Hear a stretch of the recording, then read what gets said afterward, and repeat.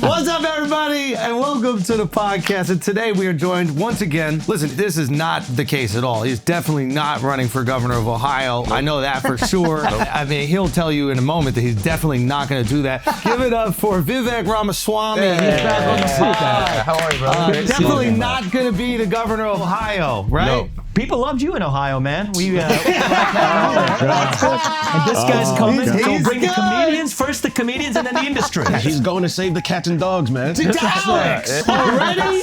Everybody, all forms of life. All forms of life. I'm pro-life. Okay. So there's a lot of things going on here. Yeah, there's a lot going on. There's a lot of things going on. I need to know about DOGE. What happened? You're on this podcast. You give us this beautiful soliloquy about the managerial class. We're moved. And it was so important that I was like, I need you to break it down dumb. Obviously, you're a very smart guy. So I was like, you guys say that, break it down dumb, but I know you're into the center of it. I remember that conversation. Sixth grade. I'm a moron. We're sixth graders. I'll tell you, if you can't explain it to a sixth grader, it means you don't understand it yourself. That's what Epstein said. That was quick, yo. Okay. Get it ready. Okay, so I see you just deliver this amazing thing. It's crazy on Twitter. Everybody's like, you got it. Then after we met, where one of the core chapters was about dismantling the administrative state. And so this is my passion. Okay. Absolutely. Yeah. All of a sudden, Trump announces that you and Elon are running DOGE. Yes. I'm so excited. I'm like, finally, this is going to happen. It's amazing. Yeah. And then you say you hate American workers or something. Come on. I didn't say that. No. He said they were too dumb. None of the above. But we need to light a fire under. We can talk a lot about we're going to talk about light that. a fire under our feet. No, we're going to talk about that in a second. But no. So what happened? And now you're leaving DOGE on the precipice of actually cleaning up the government, getting the managerial class out of there, fixing everything. We got a good head start, by the way, in the 2 months leading up to inauguration. Yeah. But I'll give you the high level. There's the short story and long story. I can give you the short story for sure. And the short story, both are accurate, but the short story I can give you. The short story is it evolved from a focus on where I was focused, legal, constitutional issues, legislative issues of, if you want to save a lot of money, you got to do it through legislation. If you want to look at the Supreme Court landscape for the last few years, it says a lot of these regulations are unconstitutional. That's where I had been focused. And, the way it's gotten started, you could see this publicly as well, is much more of a technology and digital technology focus. Okay, so just slow down for a second. Yeah. So you were going to use the Constitution to remove legislation. Well, to remove regulations. Sorry, regulations. Yeah. So you're going to use legislation to remove regulations. And I've written about this for the last year, right? So can you give an example of that? Yeah, I can give a good example of that. So, not to get too academic too quickly, but basically, Congress is supposed to pass the laws, and the executive branch is supposed to enforce the laws. But it turns out that most of the laws that decide what you can and can't do in your life were actually never passed by Congress. They were passed by people who were never elected to their position. The managerial class. The managerial class, the bureaucrats in D.C. What's a law? Give me an example. Yeah, so they don't call laws, they call them rules, but they have the effect of laws. Right. Let's say the amount of fees that fishermen have to pay to the government to have a license to be able to fish in a particular area. Let's say it is the registration requirement before a bank or an asset manager is allowed to do business. Let's say it is the procedural hoop that a biotech company has to jump through before advancing from phase 1 to phase 2 of the development process.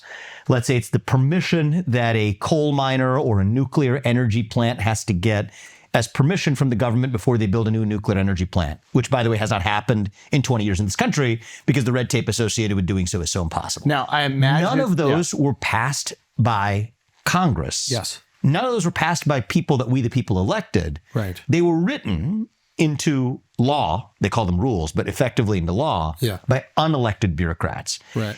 And the thing is, that's not a democracy, right? It might be something else, but it's not a democracy. Because in a democracy, if somebody makes a law that affects you, you get to vote them out. That's what it makes a law.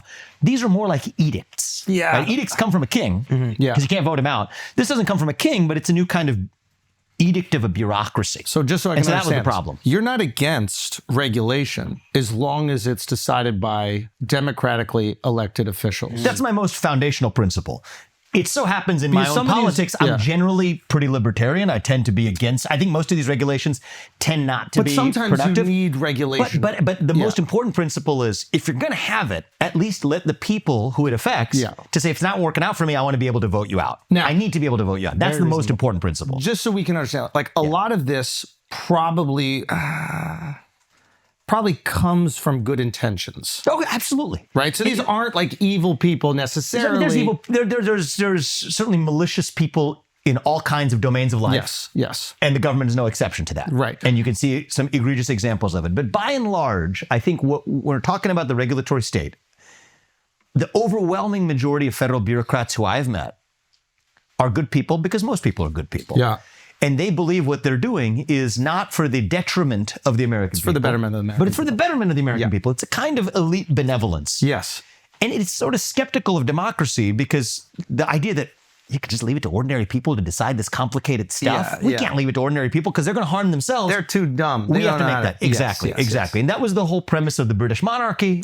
It's kind of the whole premise of the modern federal bureaucracy. But I get that. I think it's nice to not paint all these people who are creating this, what do you call it? Creating Bureaucracy, regulation red or- tape, yeah. regulation, exactly. as nefarious. Because I that's think not the most, case. by and large, most human beings are not nefarious. And a lot of times it's reactionary. Like I think there most was human a beings are good people. Yeah, there with was good a, intentions. yeah, there was like a fire in New York, I'm pretty sure, and I think one of the rooms was created in like an apartment building, and I think a fireman died because they built the room but didn't ask the city for permission. So the plot or the plan that they had. So then I think what the knee-jerk reaction was to say you cannot do anything to your apartment without permission for the whole city. I'm probably butchering this. Yeah, but it's the kind of example you see all the time. Exactly.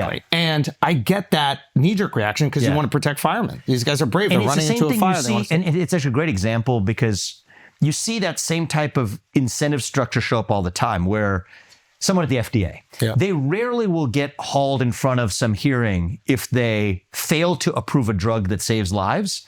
But if they do approve a drug that has some unintended side effects, then they're going to be in the public eye. So their incentive is to go in one direction, not the other. Does that make them an evil person? No. Yeah. Most human beings just respond to the incentives that they have while still in their heart of hearts believing that they're doing good.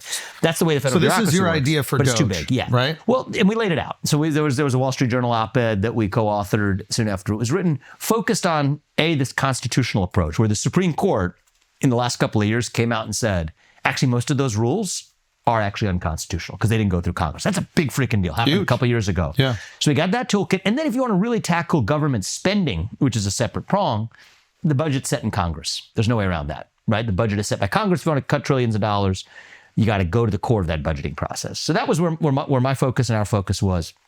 I think if you look at, now what's taken off, and I think it could be great, it's very much a digital technology first approach. What does that mean? Well, I mean, I'll let you read the executive orders that came out last week. And like I said, we're not doing that. Yeah. We got the guy right here. I know that's what, so I'll be, I'll leave it at what I'm able to say, which is, sort of what you can see publicly, very technology focused approach. And that there's nobody better to take a technology focused centric approach than Elon. And Right.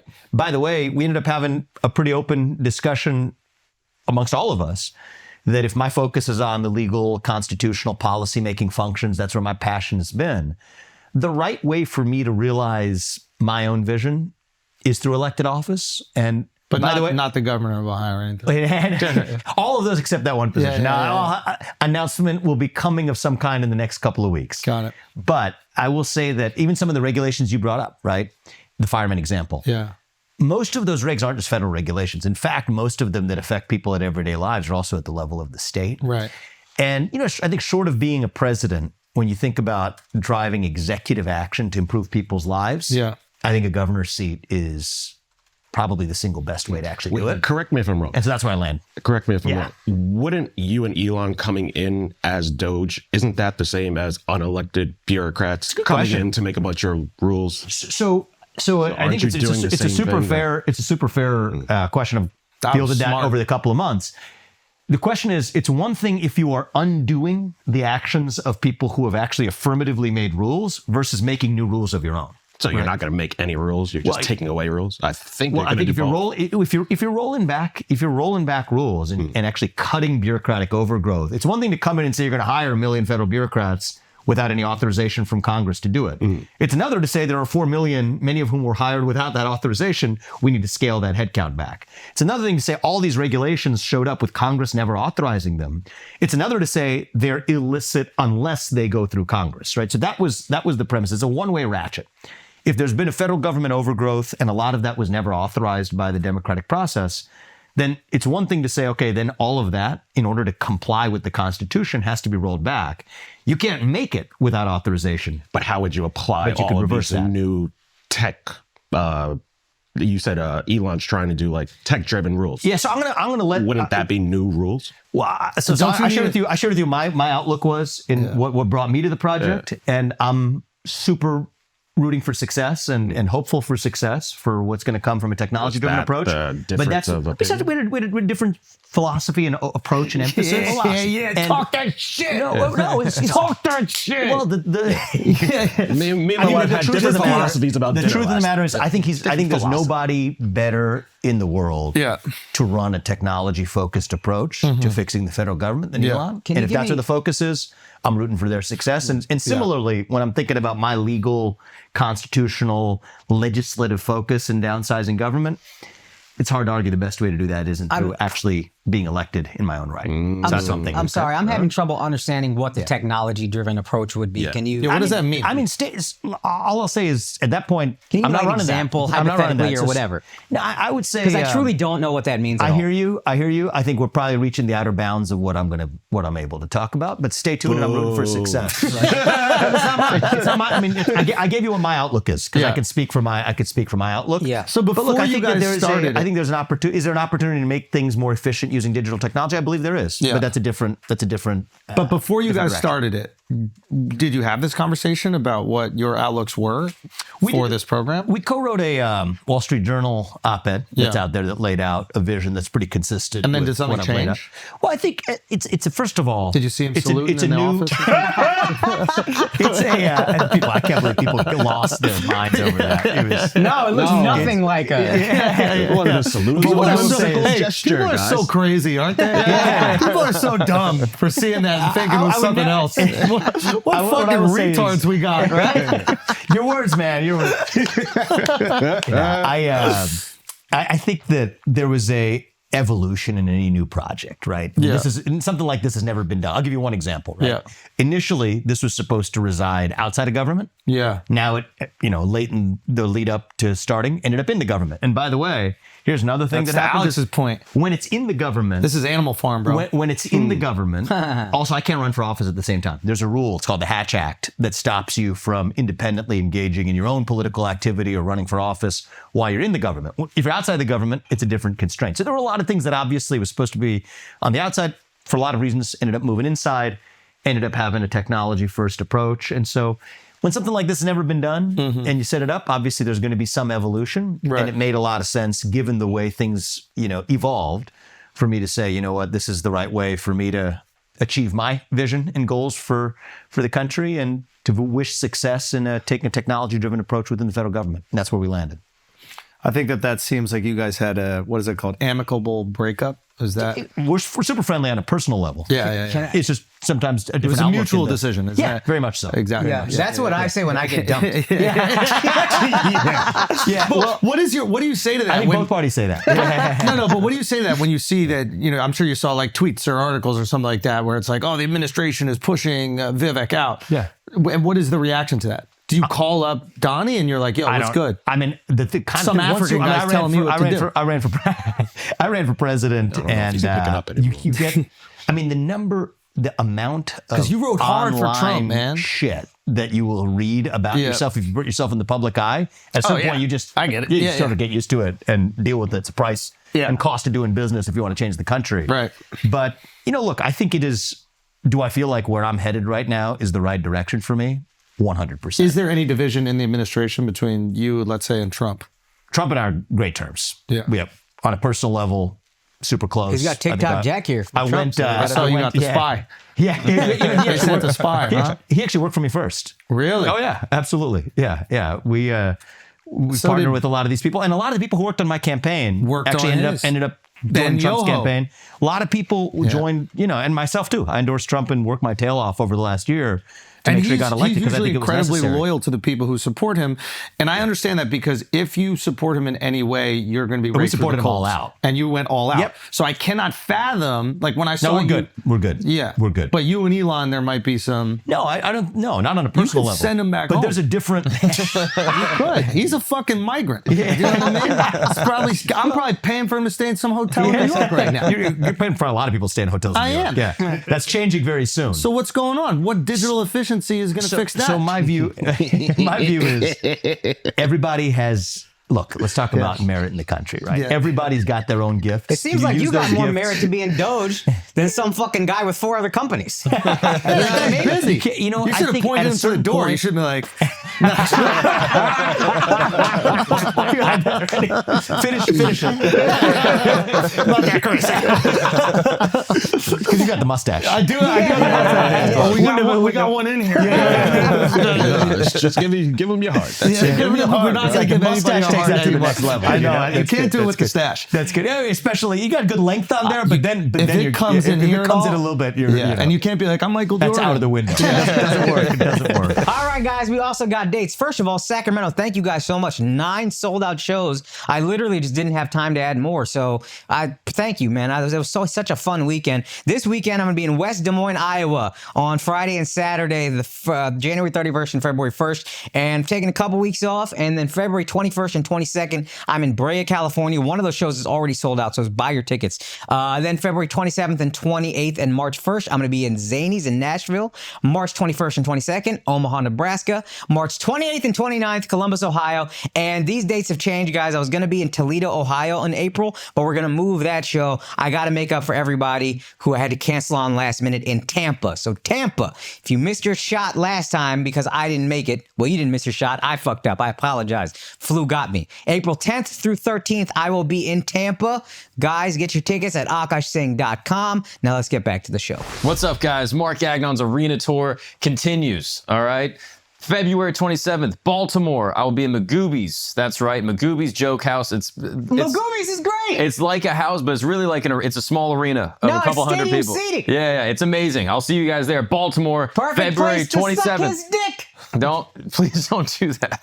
Because people have tried to do this, and after the show, they've come up to me. They said, Akaash said I had to suck your dick. I said, please don't do it. Only men only. Yeah, no, that's only who's coming. I'll be honest with you. Good, fellas, suck his dick. No, please don't. And don't even really It's ask. not even cheating. No, because there would be other people there that don't know about this, and then they go, "Oh yeah, Akaash said to suck your dick," and then the other people will be like, "What? Why are they trying to suck your dick?" And then Because I have to explain. Akaash said they just It's a whole told thing. you. Anyway, please don't do it. You can just come to the show, have fun, get a drink, and laugh with people that like jokes. I'll see you guys there. Baltimore. It looks like February this. 27th. Okay. Okay, so you and him are beefing, but you just had Not on different a personal ideas level. for the Yeah, program. you got a bunch of people with I imagine he's different opinionated visions too. Yeah.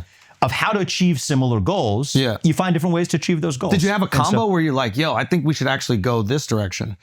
Well, look, I think that it was an evolution of Yeah. where we were headed for sure. Yeah. I mean, things, a new project has never been done before. So initially the thought it'd be outside government, Yeah. use the legal constitutional basis legislation, ended up, really having an internal to government and technology-centric focus. I think that's great. And I think it could be super successful. And I think there's nobody with that focus. I really mean this. I think there's nobody with that focus that is going to be better positioned to do good things than Elon. Of course, but But initially, the flip side is also at a certain point, I think this is where it's going to be good for me as well, is if I'm really looking at a unique constitutional vision for the future of the country, grounded in my view of what our lawmaking process ought to be, how do you restore self-governance in America, how do you actually rid ourselves of that managerial bureaucracy that exists at the federal but also at the state level, I think I need to stand on my own feet and be elected to office to do it. Yeah. And I think that's a good thing.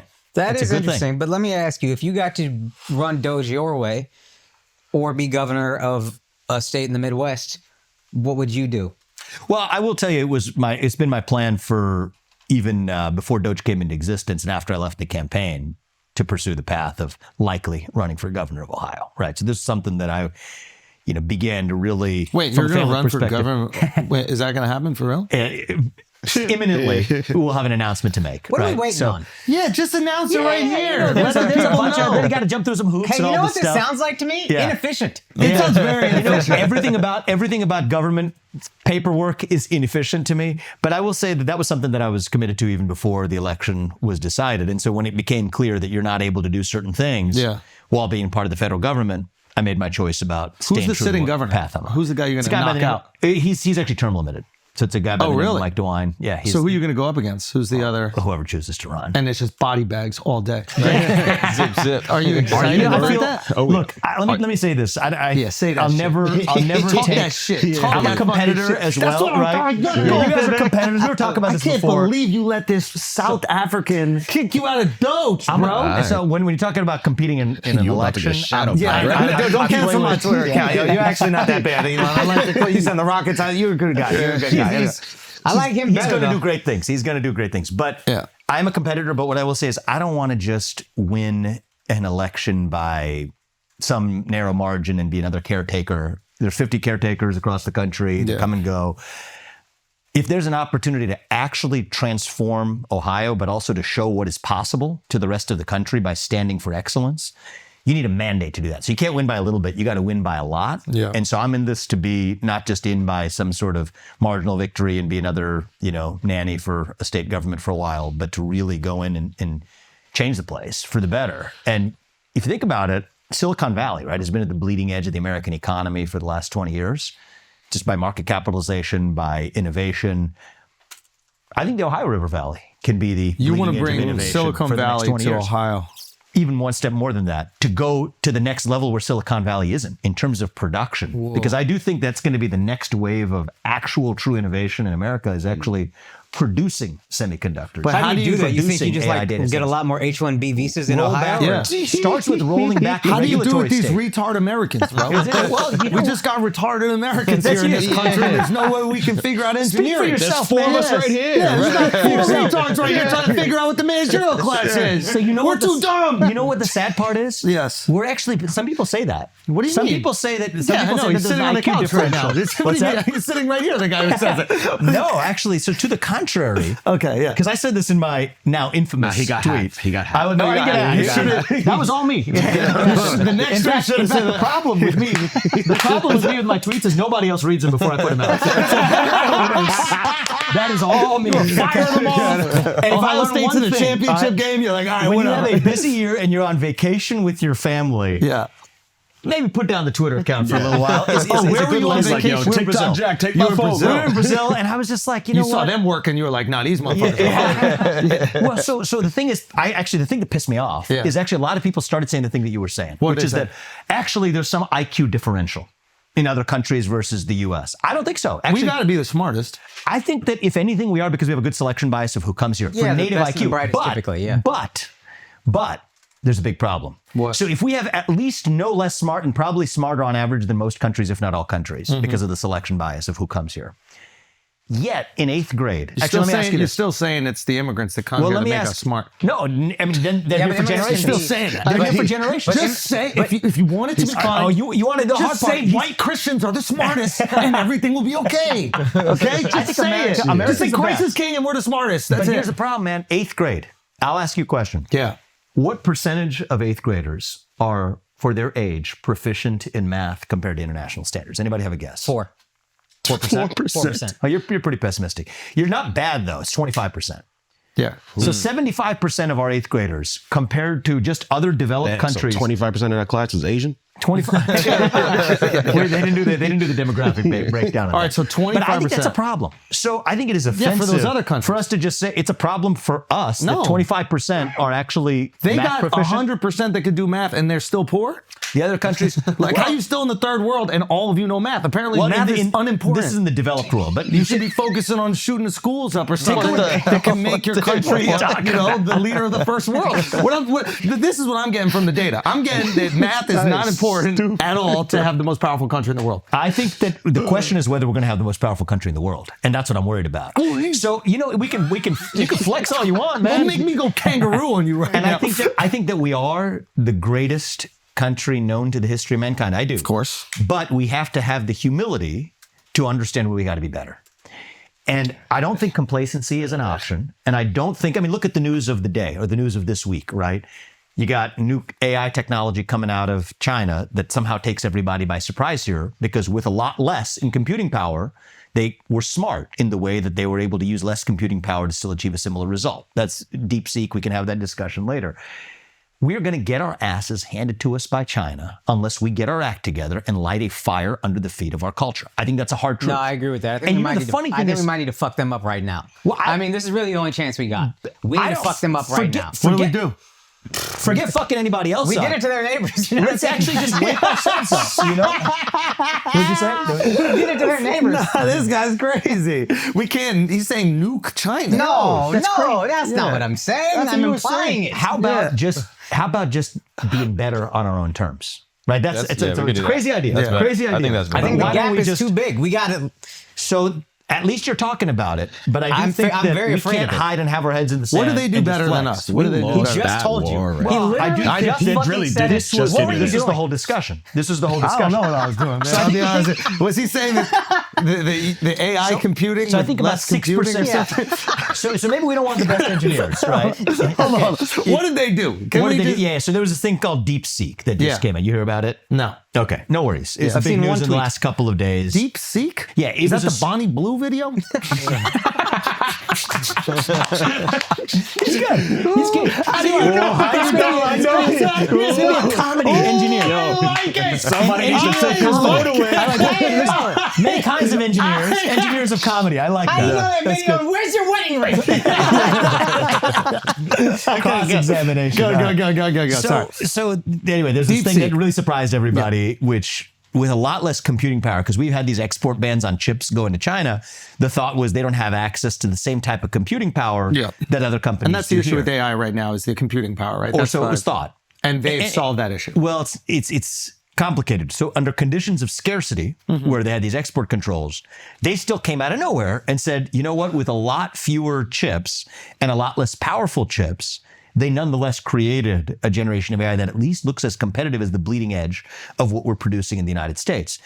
And you know, there's a lot yet to be known, but they trained this using phrases rather than individual words. Instead of going out 32 decimal places on a number, they only used 8 decimal places. The way they trained the AI, they ended up being a lot scrappier in doing it. And we can have the whole discussion about DeepSeek and it get boring pretty quickly. But my point is, we will see examples daily, weekly, of other countries, including China, having our asses handed to us, unless we wake up and as a Sputnik-like moment say, we are the greatest nation and we're going to act like it. And we believe that hard work and education and excellence rather than victimhood is the way to do it. And so the funny thing for me is I've been saying this for years. It's not a different message for me. I've been preaching it to the woke left. Yeah. I wrote the book Woke Inc. I wrote Nation of Victims a couple of years ago. And it was perceived as an attack on victimhood culture because that's what it was in the US. But what I intended it as a wake-up call, and I think many of the same people who supported me in delivering that message to the woke left may have initially had a different interpretation of it when I talked about they it just thought you more were only talking holistically. to black people. I'm talking to everybody. Pull yourself I'm up talking by to everybody. bootstraps meant Timberlands. I think, and they loved it. I think to puff our chests abroad, we all got to pull up our pants. Yeah, I agree. dude. All of us. Yeah, I agree. You know, it's like there was a whole pull up your pants thing. We all got to pull up our pants. Yeah. Okay, and we got to be serious about it. We got to balance our budget. We got to actually spend in accordance with what we actually bring in. We got to seal our border. We got to teach our kids how to do math and how to read and how to write. And I want excellence in every domain, by the way. I don't think we should be a country of only engineers. But if we want to be the country where we say companies hire American-born workers, that's what we all want, we got to ask ourselves at least a hard question. This is what people got upset about. And they may get upset about me saying it right now, but it's a question that you have to confront, which is, why are these companies choosing on their own to not hire as many American-born workers as we want? It's a tough question, but we can't hide from asking that question if you care about this country. I care about this country too much to just ignore that question because that might be politically convenient. And by the way, the H-1B system, I hate doing this because it's so lame and sort of just repeating yourself. I've said it like 150 times in the last year. It is a broken system. It is flawed, yeah. No, it's not flawed. It is badly broken. Wait, why? Because there's all kinds of things that are messed up. Quickly about describe what it is. So in case people are unfamiliar. it's a worker visa program that allows, it's about 85,000 of them granted a year, where companies can get a foreign worker in a specific role of a specific skill set, often used by technology companies. And when you say foreign, you mean Indian. India is the number one country that uses it. We got an H-1B here, don't we? I think you got China, you got other countries as well. Okay. I mean, you might. There's about 85,000 a year, but here's the deal with it. First of all, it's distributed by lottery. So my view is that colleges, they pick the very best, at least they think for their university. We're not individually picking, it's a lottery. That's number one. Number two is, if you work for a particular company with an H-1B, here's the big problem. You are like an indentured servant to that company. That's what I've because another company can't hire you, so the market's not really working. Yeah. Okay. So I have for a long time. And you get underpaid, and I hate repeating myself, overworked. but- You're constantly afraid of getting sent back, so they just take it's advantage of that. And then also you could argue that compresses American wages because that person can't be hired away, so the company has them under a barrel to pay them less. Yeah. There are rules to prevent that, but then companies may be abusing it and sidestepping those rules. And you're afraid to report it if you're... So it is not only a broken system, it is a deeply flawed system in its application. And I've said this 100 times, maybe 150 times in the last year. But assume we fix all of that. And by the way, I've got some out-of-the-box ideas for how to fix this. I'd say auction them off, actually. Make the companies pay for it. Get back to that. And by the way, use that money. Get back to If you change the word. if you auction them off, right, then you actually raise enough money to close Social Security. The right is on your side. So we've got $44 billion. Social Security. For real, we're going to auction Seriously, them again. we don't have enough money for Social Security. We're One way to free. fill it, I make the mean, companies I'm pay more. So the companies pay I'm more. gonna talk to you as a friend, Vivek. Yeah. You're being very high Q. The EQ is when you say auction them off, the black people are like, what are we talking about? Yes, So that's what we got. That's why he's like, let's we find don't it do in the that right. anymore. We're just, man. I mean, this guy can joke around. I'm gonna be as loose as I can be too. But the point is, they can pay for it. Make them pay. Sell There you go. sell the flesh. Sell their flesh to the highest bidder. The visa. Sell, sell their visa. This guy's Sell their crazy visa over to the here. highest bidder. And honestly, Their flesh. Take their flesh and sell it. Look at Pay it to the Elon's United coming out on States. that And pay side of that the shit. couch. Pay to the United States. Pay it to America, right? So you want to Yeah, make I America agree. great? We got a Social Security gap. Yeah. Close the Social Security gap by saying that if a company wants to hire somebody with the equivalent of a new H-1B system, make them actually pay. So there's a higher barrier to hire that foreign-born worker. Yeah. But the company will pay whatever it's worth to them to do it. And by the way, when they do it, they shouldn't be indentured servants of that company. They can work at a different company. work freely. That's a pretty efficient approach, and it could actually use to close the Social Security trust fund gap or anything It else. sounds to me right But now. those are wonky policy solutions. But the deeper question, though, because everyone likes to go there. I agree. No, this is and get good. to the hard question. Let's say even after you have that system, Yeah. I believe it is likely that companies will still, in some measure, hire workers that include workers from other countries. And by the way, a lot of CEOs, what they'll say behind closed doors, and what they do behind closed doors is, if you tell them they can't do it here, they start opening up sites in other countries. That's what's happening. Some of the most successful startups in the country right now, founded by names of people who, I'm not going to betray confidences, you all would recognize, have told me in recent weeks, right, in response to all of this, what people need to know is that I'm actually building teams in places like Brazil, in places But like that's just Europe, in because places it's like cheaper. Asia. It's not because they're No, it's smarter. not just because it's cheaper. There's a Yeah, it's, but- if but- you're not getting but it doesn't output, matter. it doesn't Andrew. That's matter not with good for the America. You're going to hire a It's not Brazilian good- engineer. It's not good for America, right? It's not good for America when you create those jobs in other countries. So What are they the question is, engineering? how do we Besides address the tits. deeper question Yeah. of, They make great airplanes. Yeah. well, it's actually kind of pubic interesting. hair. What is like a great Brazilian piece of engineering? What have they done? It's not my choice to make. It's not my choice to make. I'll give you decisions that other CEOs are making. That's not good for America. We want this to be the country where the greatest things come out of our own homeland. I agree. So the question to ask, the hard question is, why, when given the choice, are companies not making the choice to hire more American-born workers than we want? We got to reflect on that. And then there's a separate question. So you got that observation, right? Now you got a separate observation. Before you go to the second question. No, it's related. It's Okay. related. That 25% of eighth graders and only 25% are actually proficient in math. That's a separate fact. Are those two facts total coincidences?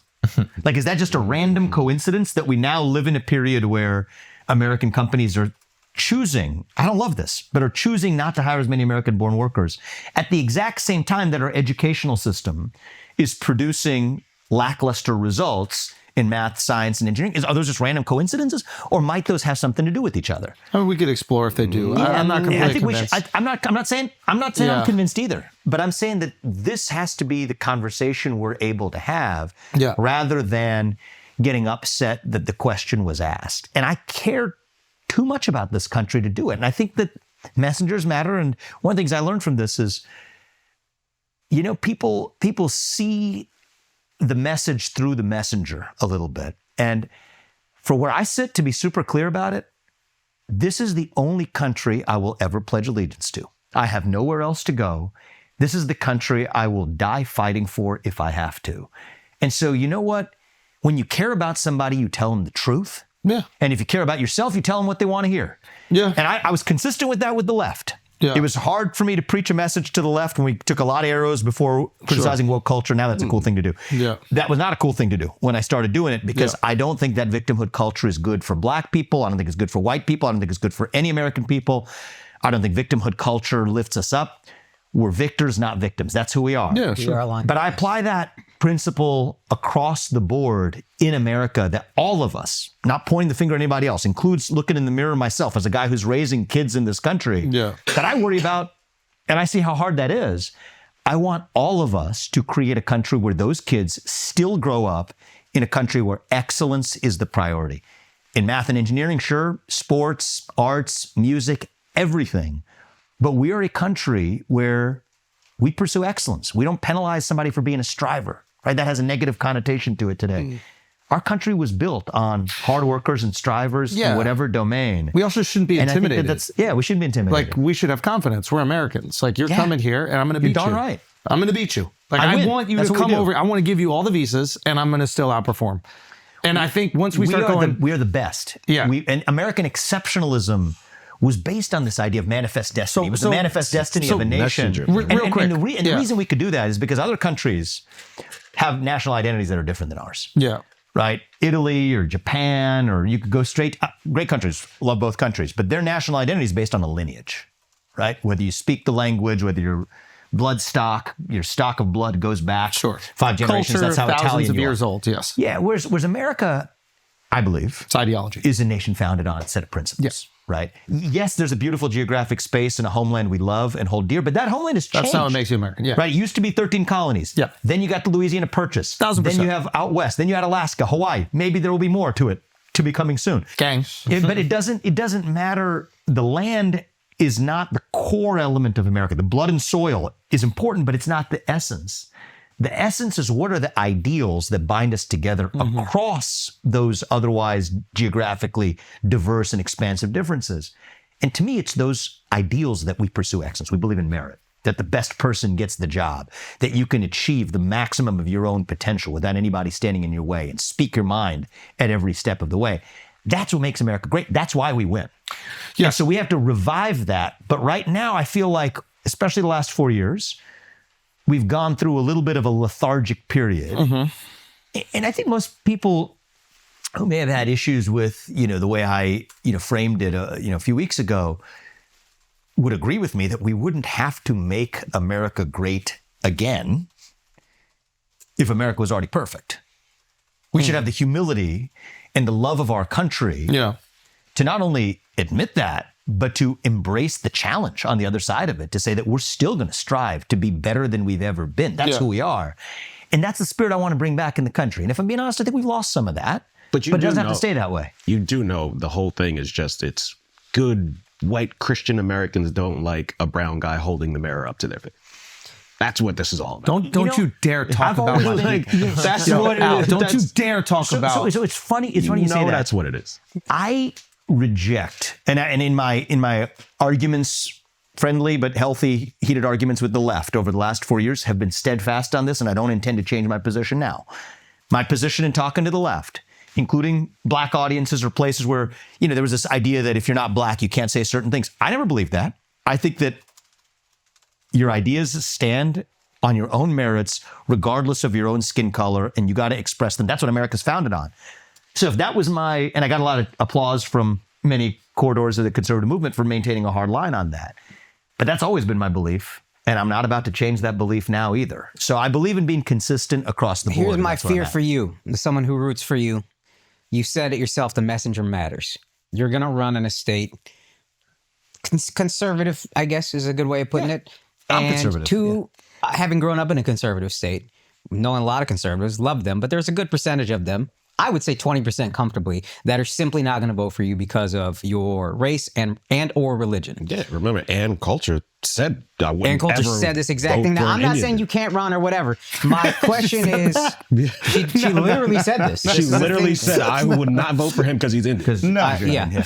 Really? Yeah. Have you spoken to her recently? Nah, we don't have. I don't have too much to say. No, let that just burn in hell. Anyway, point is, how do you overcome that? And I would listen. This is a beautiful moment to speak to your ideals and what you believe in, and I love those ideals. However, this is a practical problem that you will have to overcome. so I Can you think just do that with ideals? So I think here's what I believe. It happens to be true, right? If I'm wrong about this, then I won't be a successful American politician. I'm okay with that. My goal in life is not to be a successful American politician. My goal in this phase of my life is to change this country for the better by doing what I believe is truthful and required for saving our nation. That's why I worked my tail off to get Donald Trump back in office, because I think at the federal level, he is the guy to lead us back to our sense of self-confidence and greatness. So now when I look at what I'm doing, my goal is not to map some sort of focus group path to what you're supposed to say to win an election. What I care about is actually reviving excellence in America. It so happens, though, that I think most people, including in the Republican Party, agree with the core principles of meritocracy, the pursuit of excellence. I do think the majority. I think it's the overwhelming but majority. I think it's And, not, and I'm not going to get 100%. overwhelming. I'm not going to get 100% of people support me. That's great. It's the beauty of a democracy. So I think that the majority of people in this country, and it's certainly, I think even the majority of conservatives, especially the majority of conservatives, believe in hard work, self-reliance, self-determination, meritocracy, excellence. That's what I stand for. So I believe I'll be successful. And you know what? I would rather speak my message and achieve whatever, whether that's success or failure.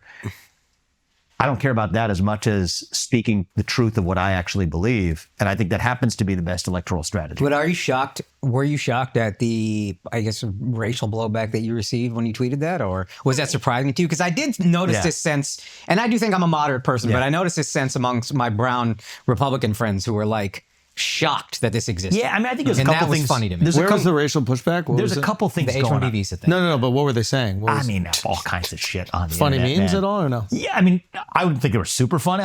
You're probably funnier, in the scale of humor. Yeah. But, at times, But sometimes they got some banger. Yeah, like, there might have been one or two. did they put you on top of a train or anything like that? I didn't get that. I don't get that.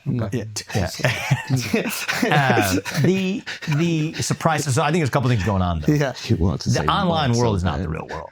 I think the other thing That's is true. you look at actually real people in 3D. I mean, you got a bunch of people with burner accounts that can't identify who Exactly. they The are. energy for changes themselves. completely. Yeah, it's just Yeah. so I'm not. I could care less, to be honest with you, about what some sort of, somebody calls you a name and you put yourself in the public domain and you're putting yourself in a position to be a leader in the country. Yeah. If that stuff's going to bother you, you weren't cut out for it in the first place. Right. And part of my message, it's the whole message in reverse. It applies 360 degrees, is that we're not victims, right? We're victors. And that's the example we set. So I'm not going to be some victim of, was there a lot of ugly, racist stuff said on the internet? Big news flash, big surprise. What do you expect So in the you- depths you- of anonymous internet? Okay. So commentary. I could care less. It's not going to deter me. And to the contrary, what I do care about, though, is my goal is not just to provoke for the sake of provoking. No. I want to be able to have an earnest and open conversation in our country about how we excel at a level that we have in the past. And we're the country. Even think about my home state of Ohio, sent Neil Armstrong, John Glenn to outer space and the outer frontiers. There's no reason Ohio can't be the heart of that again. There's no reason the United States of America can't view this as our Sputnik moment right now. But there are many rises and many falls of this American experiment. And when you are down a little bit, you got to be able to light a fire under your feet to come back. That's who we've always been. But we can't just expect that to happen automatically. And so I do care about an honest self-reflection as a citizen of the greatest nation known to the history of mankind. How do we still pursue greatness at a higher level than we ever have? I really care about that. And I think that sometimes that involves tough conversations. I'm game for it. It's going to involve a lot of criticism along the way. I'm fine with that. If you can't handle the game, get out of the game. All right, guys, let's take a break for a second. Let's just be honest, okay? You need some therapy, okay? Now there's no more taboo with mental health. We understand the importance of mental health. It fucking feels good to just get some shit off your chest. Somebody stressing you. You just tell another human being that. And if you tell another human being that has specific skills to help you navigate those often deep, stressful, or anxiety-ridden waters, you come out much better on the other side. You get to be a nice, therapized human being. I mean, look at Akaash, right? Holds no anger or resentment of anybody or football teams or any of that kind of stuff. This guy is completely changed. We all need to aspire to be more therapized like Akaash. Yes. Isn't that right, Akaash? No, I'm great too. My wife, I think my friends, I'm a much better human being. I just hate the people who need to be hated. Okay, fair enough. Anyway, the point that I'm trying to make is Talkspace can help you with that, okay? It just makes your life and the life of everyone around you much less stressful and probably even happier. The problem is that it's tough to start. It's expensive. Insurance doesn't cover the help. Hey, you have to find a doctor that you trust and then drive to and from their office every single week. Well, that completely changed. COVID completely changed therapy, and Talkspace was ahead of the curve. They were doing this before COVID put everybody in their homes, okay? Talkspace therapy and psychiatry are covered by many insurance plans and employers. Most insured members have a $0 copay, and you can easily sign up online and get paired with a licensed provider that's the right fit for you and your needs, typically within 48 hours. You can also switch providers at no extra cost. Talkspace makes getting help convenient because you can take your appointments from the comfort and the privacy of your own home. So right now, as a listener of this podcast, you're going to get $80 off your first month with Talkspace when you go to Talkspace.com/flagrant and enter the promo code SPACE80 to match their licensed therapist today. Go to Talkspace.com/flagrant and enter the promo code SPACE80 to get $80 off your first month and show your support for this show. That's Talkspace.com/flagrant, promo code SPACE80. Now let's get back to the show. All right, guys, we're going to take a break real quick because we need to talk about money. Being in debt negatively affects your life in every single way, especially now interest rates are at an all-time high. Inflation has still made everything so expensive.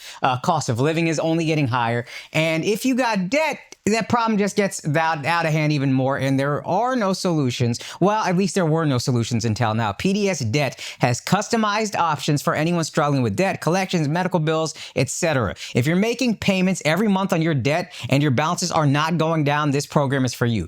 PDS Debt rolls all of your payments into one low, zero-interest monthly payment. Everyone with $10,000 or more in debt qualifies, and there is no minimum credit score required. Bad and fair credit are accepted. So even if you got dog shit credit, you can still do this. You can save thousands in interest and fees. Interest, like we talked about in this episode, guys, that makes money go crazy. So you can do this. You can pay off your debt in a fraction of the time. And PDS Debt is giving qualified listeners a free debt savings analysis in 30 seconds. Just go to pdsdebt.com/flagrant, get a breakdown on how to save on interest each month and the quickest way to take care of your debt. So start planning today. Get a free debt analysis right now at pdsdebt.com/flagrant. This only takes 30 seconds. Go to pdsdebt.com/flagrant. Again, pdsdebt.com/flagrant. Do your own research. Look into this company and take back your financial freedom today by visiting pdsdebt.com/flagrant. Let's get back to the show. If people accept the root reflection, how do we ameliorate the actual root cause? Sure. So that's what we should be talking about. So I think a lot of this starts with early education in the country. First of all, a lot of this even goes to concerns about inequality. I think that every kid who's born in this country, starting at the age of 4, if not younger, should have access to the best possible school they can, regardless of what their financial background is. Love that. I mean, it's the truth, right? Universal school choice. That happens, by the way, not at the federal level. It's part of what I'm thinking about my own next step. That happens at the state level. That's really where these changes happen. I think that restoring at least a norm in the country of a solid family foundation. Does that mean that somebody who grows up in a broken family environment or a single-parent household can't achieve great success? No, of course not. But all else equal, it tends to be from a stable family, generally 2-parent upbringing, you're going to be able to jump higher if you're jumping from a ground that isn't shaking, but a ground that's stable. So I think it starts early. And I think a disproportionate focus on high quality education starting young, on measuring that achievement starting young, and then some cultural shift. And you tend to get more of what you valorize as a culture, right? Yes. So I think it's fantastic that we valorize a lot of different things in American culture that are great because we produce great comedians. We produce great athletes. Have historically produced great scientists and engineers. It's great. You get more of what you valorize. But what I've seen a little bit that concerns me in probably the last 20 years, you could blame some of this on the woke left, but it's not exclusively at the feet of the woke left, is penalizing excellence, right? Penalizing the person who works hard and wins, and instead rewarding the victim. And I think that if you reward victimhood, you get more victimhood. And if you penalize excellence and hard work, you're going to get less excellence and less hard work. So I think it's going to be a combination of policies that allow people to have access to the best possible education at a young age and start measuring and rewarding for success earlier. Merit-based pay for teachers, not just everybody just getting the same thing for treating kids like they're on an assembly line, but actually measuring and pinpointing the people who are putting kids on even a little bit of a trajectory that's different when they're 4 years old. By the time they're at 12th grade, you could run a truck through that, okay? So those increments of difference starting even young, that's a big freaking difference.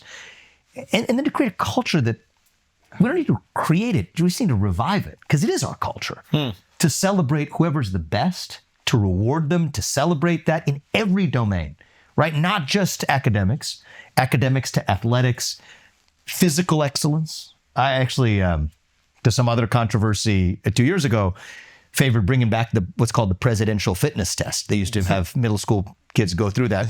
They take that away now. Right? How many push-ups can these kids do? I mean, we don't valorize that type of physical excellence. We should. I love sports. I mean, I was a 4-year varsity athlete myself. It sometimes can make you a better thinker too. But we should embrace excellence in all of its forms rather than this thing that we kind of teach our kids to do nowadays. And I'm not criticizing anybody else. Like, my kids grow up in a really different environment than I grew up in. Yeah. And I'm somewhat concerned about that. It makes me think a lot as a parent about how do you cultivate that same environment where participation trophy culture, right? We should have trophies for the winners, not participation trophies. That was America, right? That was the America that produced greatness. I worry a little bit about taking the guy who's a striver and using that and make that a negative connotation rather than celebrating the person who's going to put their head down and work hard, be it at basketball, be it at the violin, be it at math, or be it in the science competitions. And I do think that that's a culture that is American at its core. Maybe we've lost our way on that a little bit. I think we have. But bring back the culture that produced greatness at every time where we've been at our best, right? The country that put the man on the moon, the country that was the country of the pioneers, the explorers, the Lewis and Clark expeditions, for God's sake. Merit-based pay for teachers is interesting. I've never heard that before. How do you implement that? Super required. Yeah. Teachers' unions are an obstacle. Yeah, I think that there's an obstacle. Yeah. But I think that the idea that you're going to have it's participation trophy culture. In a certain sense, you have participation trophy culture for kids. Yeah. We can't just have participation trophy culture for the people who are educating our kids either. Question about that. Should unions be able to negotiate against the state? I think that in certain domains, it's uncontroversial that they shouldn't. Public school teachers, if you're unionizing as a public school teacher, who are you unionizing against? And also, against the very people you're supposed to represent. But also, who is rewarding that union? Someone who's going to be in office for 2-4 years, and then they move on, so they don't have to deal with the repercussions of bad policy. Which is totally different from different kinds of unions, right? Private sector unions came up about fighting against monopoly power, against capitalistic consolidation. But public sector unions, even you had FDR, I think, actually, who was a big pro-union guy that expressed a lot of skepticism about public sector unions. Yeah. And then you could talk about, I would put police and fire, that's in a different category because there are a lot of concerns that relate to how they're insured or protected in the case of putting their own lives on the line. But let's just start with the easiest example where I think most people agree. I don't think public teachers' unions make sense. And why is that? I think public teachers' unions means you're unionizing against the very people you're supposed to serve. For example? Kids who you're teaching, right? How are you unionizing against kids? Yeah, what are they advocating for? Well, what you're advocating for, you advocate for summer break. Let's just start with that. So you're advocating for... And let's talk about summer break. This is a super boring subject to a lot of people. I think it's a super important subject. I've included this in one of my earlier books, is you actually see regress when a kid finishes the school year in the spring versus when they show up in the fall. But kids from well-to-do families, that regress is really small because they're able to pay for and seek out high engagement activity over those 3 months. from poorer or less well-to-do school districts, that's where the gap actually grows, just the regress when they show up in the fall. That's just one example. I think it is a nice perk of being a teacher that you have summer break, but we should take a look at what produces the best results. And conversely, the very best aren't rewarded. Let's say you're actually doing the best job amongst your pack of peers of teachers in teaching kids how to excel in math and science and reading ability and critical thinking in a way that's measurable. That person still gets paid the same salary, which I think is way too low right now. I think I was just going to say that. Teachers are severely underpaid. So you think getting rid of unions, the state's going to be like, let's pay them more? I think the best ones would actually get paid more money. Especially it's in the context of a true market-based system where the people at the level of the family have the ability, whether they can afford it or not, they're able to, with a voucher or with a school, educational savings account, able to choose to go to a better school. Absolutely. And there's good evidence for this. I think you have too much faith in state budgets. They are trying to cut faith. all I mean, I don't think it happens. I don't think it happens magically. So I guess I'm with you. It doesn't happen magically, but I think that great leaders can make a difference. I think good leaders with the right policies at the level of the state can fix this problem. And this is here's why. This is not going to the moon. Going to the moon is a problem of physics. And not every natural problem has a man-made solution. This is a man-made problem. And every man-made problem has a man-made solution. Okay. I believe that. And if we value education as highly as you'd like, then that's the budget you cut last. You see what I'm saying? Well, yeah, it's not just the budget. Don't value it already. It's about how you use it. That's an issue. It's about how you use it. So take the money to administer the bureaucracy, put that money in people's pockets, and allow them to actually get to the best possible education they can get to. Either renegotiate the union contracts or maybe get rid of them altogether, in a way that allows for merit-based pay. Doesn't that create just smart schools and dumb schools? Well, I mean, we're here in New York City, close to downtown. You got the best traders at a Wall Street firm. Yeah. If they make most profit for the firm, which is their mission, they get paid more rather than the guy who didn't. Why would we want to operate our schools, in a way that's the opposite principle? How would you decide what merit is for a teacher? Yeah, so these are, and there's upsides and downsides to just be slaves of the test, right? Nobody just wants to solve for one metric. Right. But, there's going to be no perfect system. I'll be the first to acknowledge that. But is a system that has a combination of objective metrics, even if the metrics aren't perfect, better than one that has none at all? I think it is strictly better, right? So I think we can't let the fact that you're going to have some flaw in whatever metric you use to say that therefore we're not going to use any. Don't be paralyzed trying to be perfect. Yeah, exactly.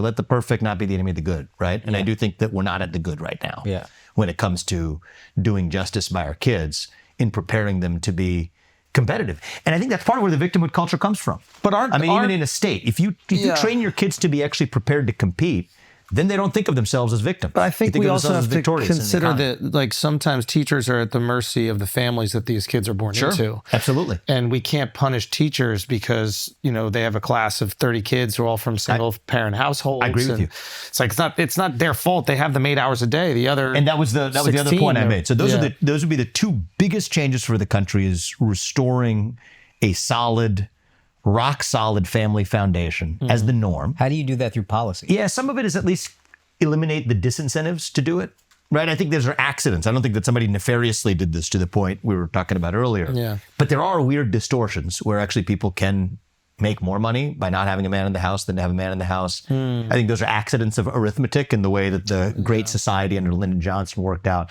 So that's not going to solve all the problem, but at least start with eliminating the disincentives. I think some of this doesn't just happen through policy. Some of it happens through cultural norm shifts as well, making it cool to be part of a family. I think making family cool again is a great thing for the country. Yeah. I do think that when our leaders are able to, even my own journey over the last couple of years, we did it as a family, but we showed the world that we did it as a family too. And to people my age and to the next generation, I think that's a great norm to set and to show the country that fathers and mothers equally are invested in bringing up our kids. What's that? How do you reinforce that? Yeah. How do you bake that into the identity of an American family? I think we're going to see it happen. I think it already. I'm pretty optimistic because I see that dial turning a little bit, even in just the way that Hollywood might make a movie, right? What kind of movie appeals to what really are the masses of Americans who agree with these concepts? It's almost like a business opportunity that opens up once you give people the permission to think a little bit differently. And so that's one of the things I love about this election is it has mostly turned the page on at least the woke cancel culture in a way that I think is productive. Mostly has given people a sense of permission to speak openly and rethink I think, a lot of the toxicity of the last few years. I think we're going to see, as you see a lot of corporations maybe responding, and that's a different discussion about how they're thinking about, DI programs or whatever. But I think you're going to see similar evolution in the arts, right? The kind of songs that people make, the kind of movies that people make. Not some boring stuff that hits you over the head and preaches about the importance of having a family, but what you show as a norm of what's actually beautiful and worthy and desirable in America. I think that culture will reinforce policies that also take away the disincentives for family formation. What you're saying so it's going to be a long-term project. What you're saying sounds really good, and maybe I'm just misunderstanding, but I don't think that's a real thing. I don't think that's a real problem. Like, I don't see anyone who's like, oh, I can't wait to be a single parent household. Like, no one's like striving to not have a I agree with you on that. loving family. I so agree like, with you on that. where is this problem? Can you give me an example of that? Well, I do think that there are fix women. That's the real issue. I do think that it's a fact that there policy. are. We need some policy. We need some policy about that. It is a fact that many women make more money from being married to Uncle Sam than being married to a husband, right? So I think that that's not a good incentive structure to set up in the first place. And I don't blame the people who are receiving those, we're talking about the Great Society, the way welfare has been administered. I think there are actually just financial disincentives for family formation. That's not a problem on the government. That's more a problem where corporations not paying people enough. Well, that's a separate debate that we could have. But I think that, that's how do you get corporations to pay people more is you actually have, I believe, a competitive market economy that allows people to get jobs in a growing economy. That's a separate discussion of economic policy. But even if you're going to have programs of government aid, which most of them I'm skeptical of, but if you're going to have it, do it in a way that doesn't create a disincentive to pay somebody more in the exact same situation where single mother without a man in the house, single mother, married man in the house, this one gets more money than this one. I don't think that that's a good incentive structure to create. But I'm not going to promise you that the solution is all going to come through policy on the family side. I think through education, policy can deliver the solution. Education that'll get us 50% of the way there alone in terms of giving people access to the best possible education they can at a young age. Then you get to the hard stuff. I do think that restoring the nuclear family norm is a hard thing to do. I grew up in a really poor neighborhood. I'm sure there's always people that try to take advantage of the system, but the majority of people weren't like happy to be on welfare. Mm-hmm. Like, it was a necessity. Sure. So you say that like they'll get paid more not being in a relationship. Like, no one's striving for that. I agree with that. And it's like, I think the least we can do is to market it that way. I feel it's a little bit. Let me ask you a question. Let me ask you, I could actually be, I'm super interested in this. I don't have all of the answers of what the government is supposed to do to recreate family formation. I think some of this is not going to come from the government. The government should do the best we can. What would be your perspective on how we could actually enhance more stable family formation in the country, given your own background that you share? Well, like I love your perspective. I think money is the thing that fixes a lot. And if corporations are paying people more, now people can have two family households and make more than if the government was helping them out. Mm-hmm. I would love people to be able to earn more as well, which requires a vibrant economy rather than a shrinking economy over the course of but if we're paying people $15 on 40 hours a week, that's no money. No one can live off that. I mean, it's not even 15 to his point. So when you first said corporations, I was thinking corporate jobs, but like minimum wage $7.25 still many. And inflation has gone insane. And I don't mean to pull it all back to my favorite topic. And I don't mean to pull it back to my favorite topic, but I pull it back because I think it relates to it of the bureaucracy and the regulatory state. The reason people can't afford a house is in part because we have a crisis of not enough housing construction in the country. Why? Because there's too much red tape to be able to build a single family home.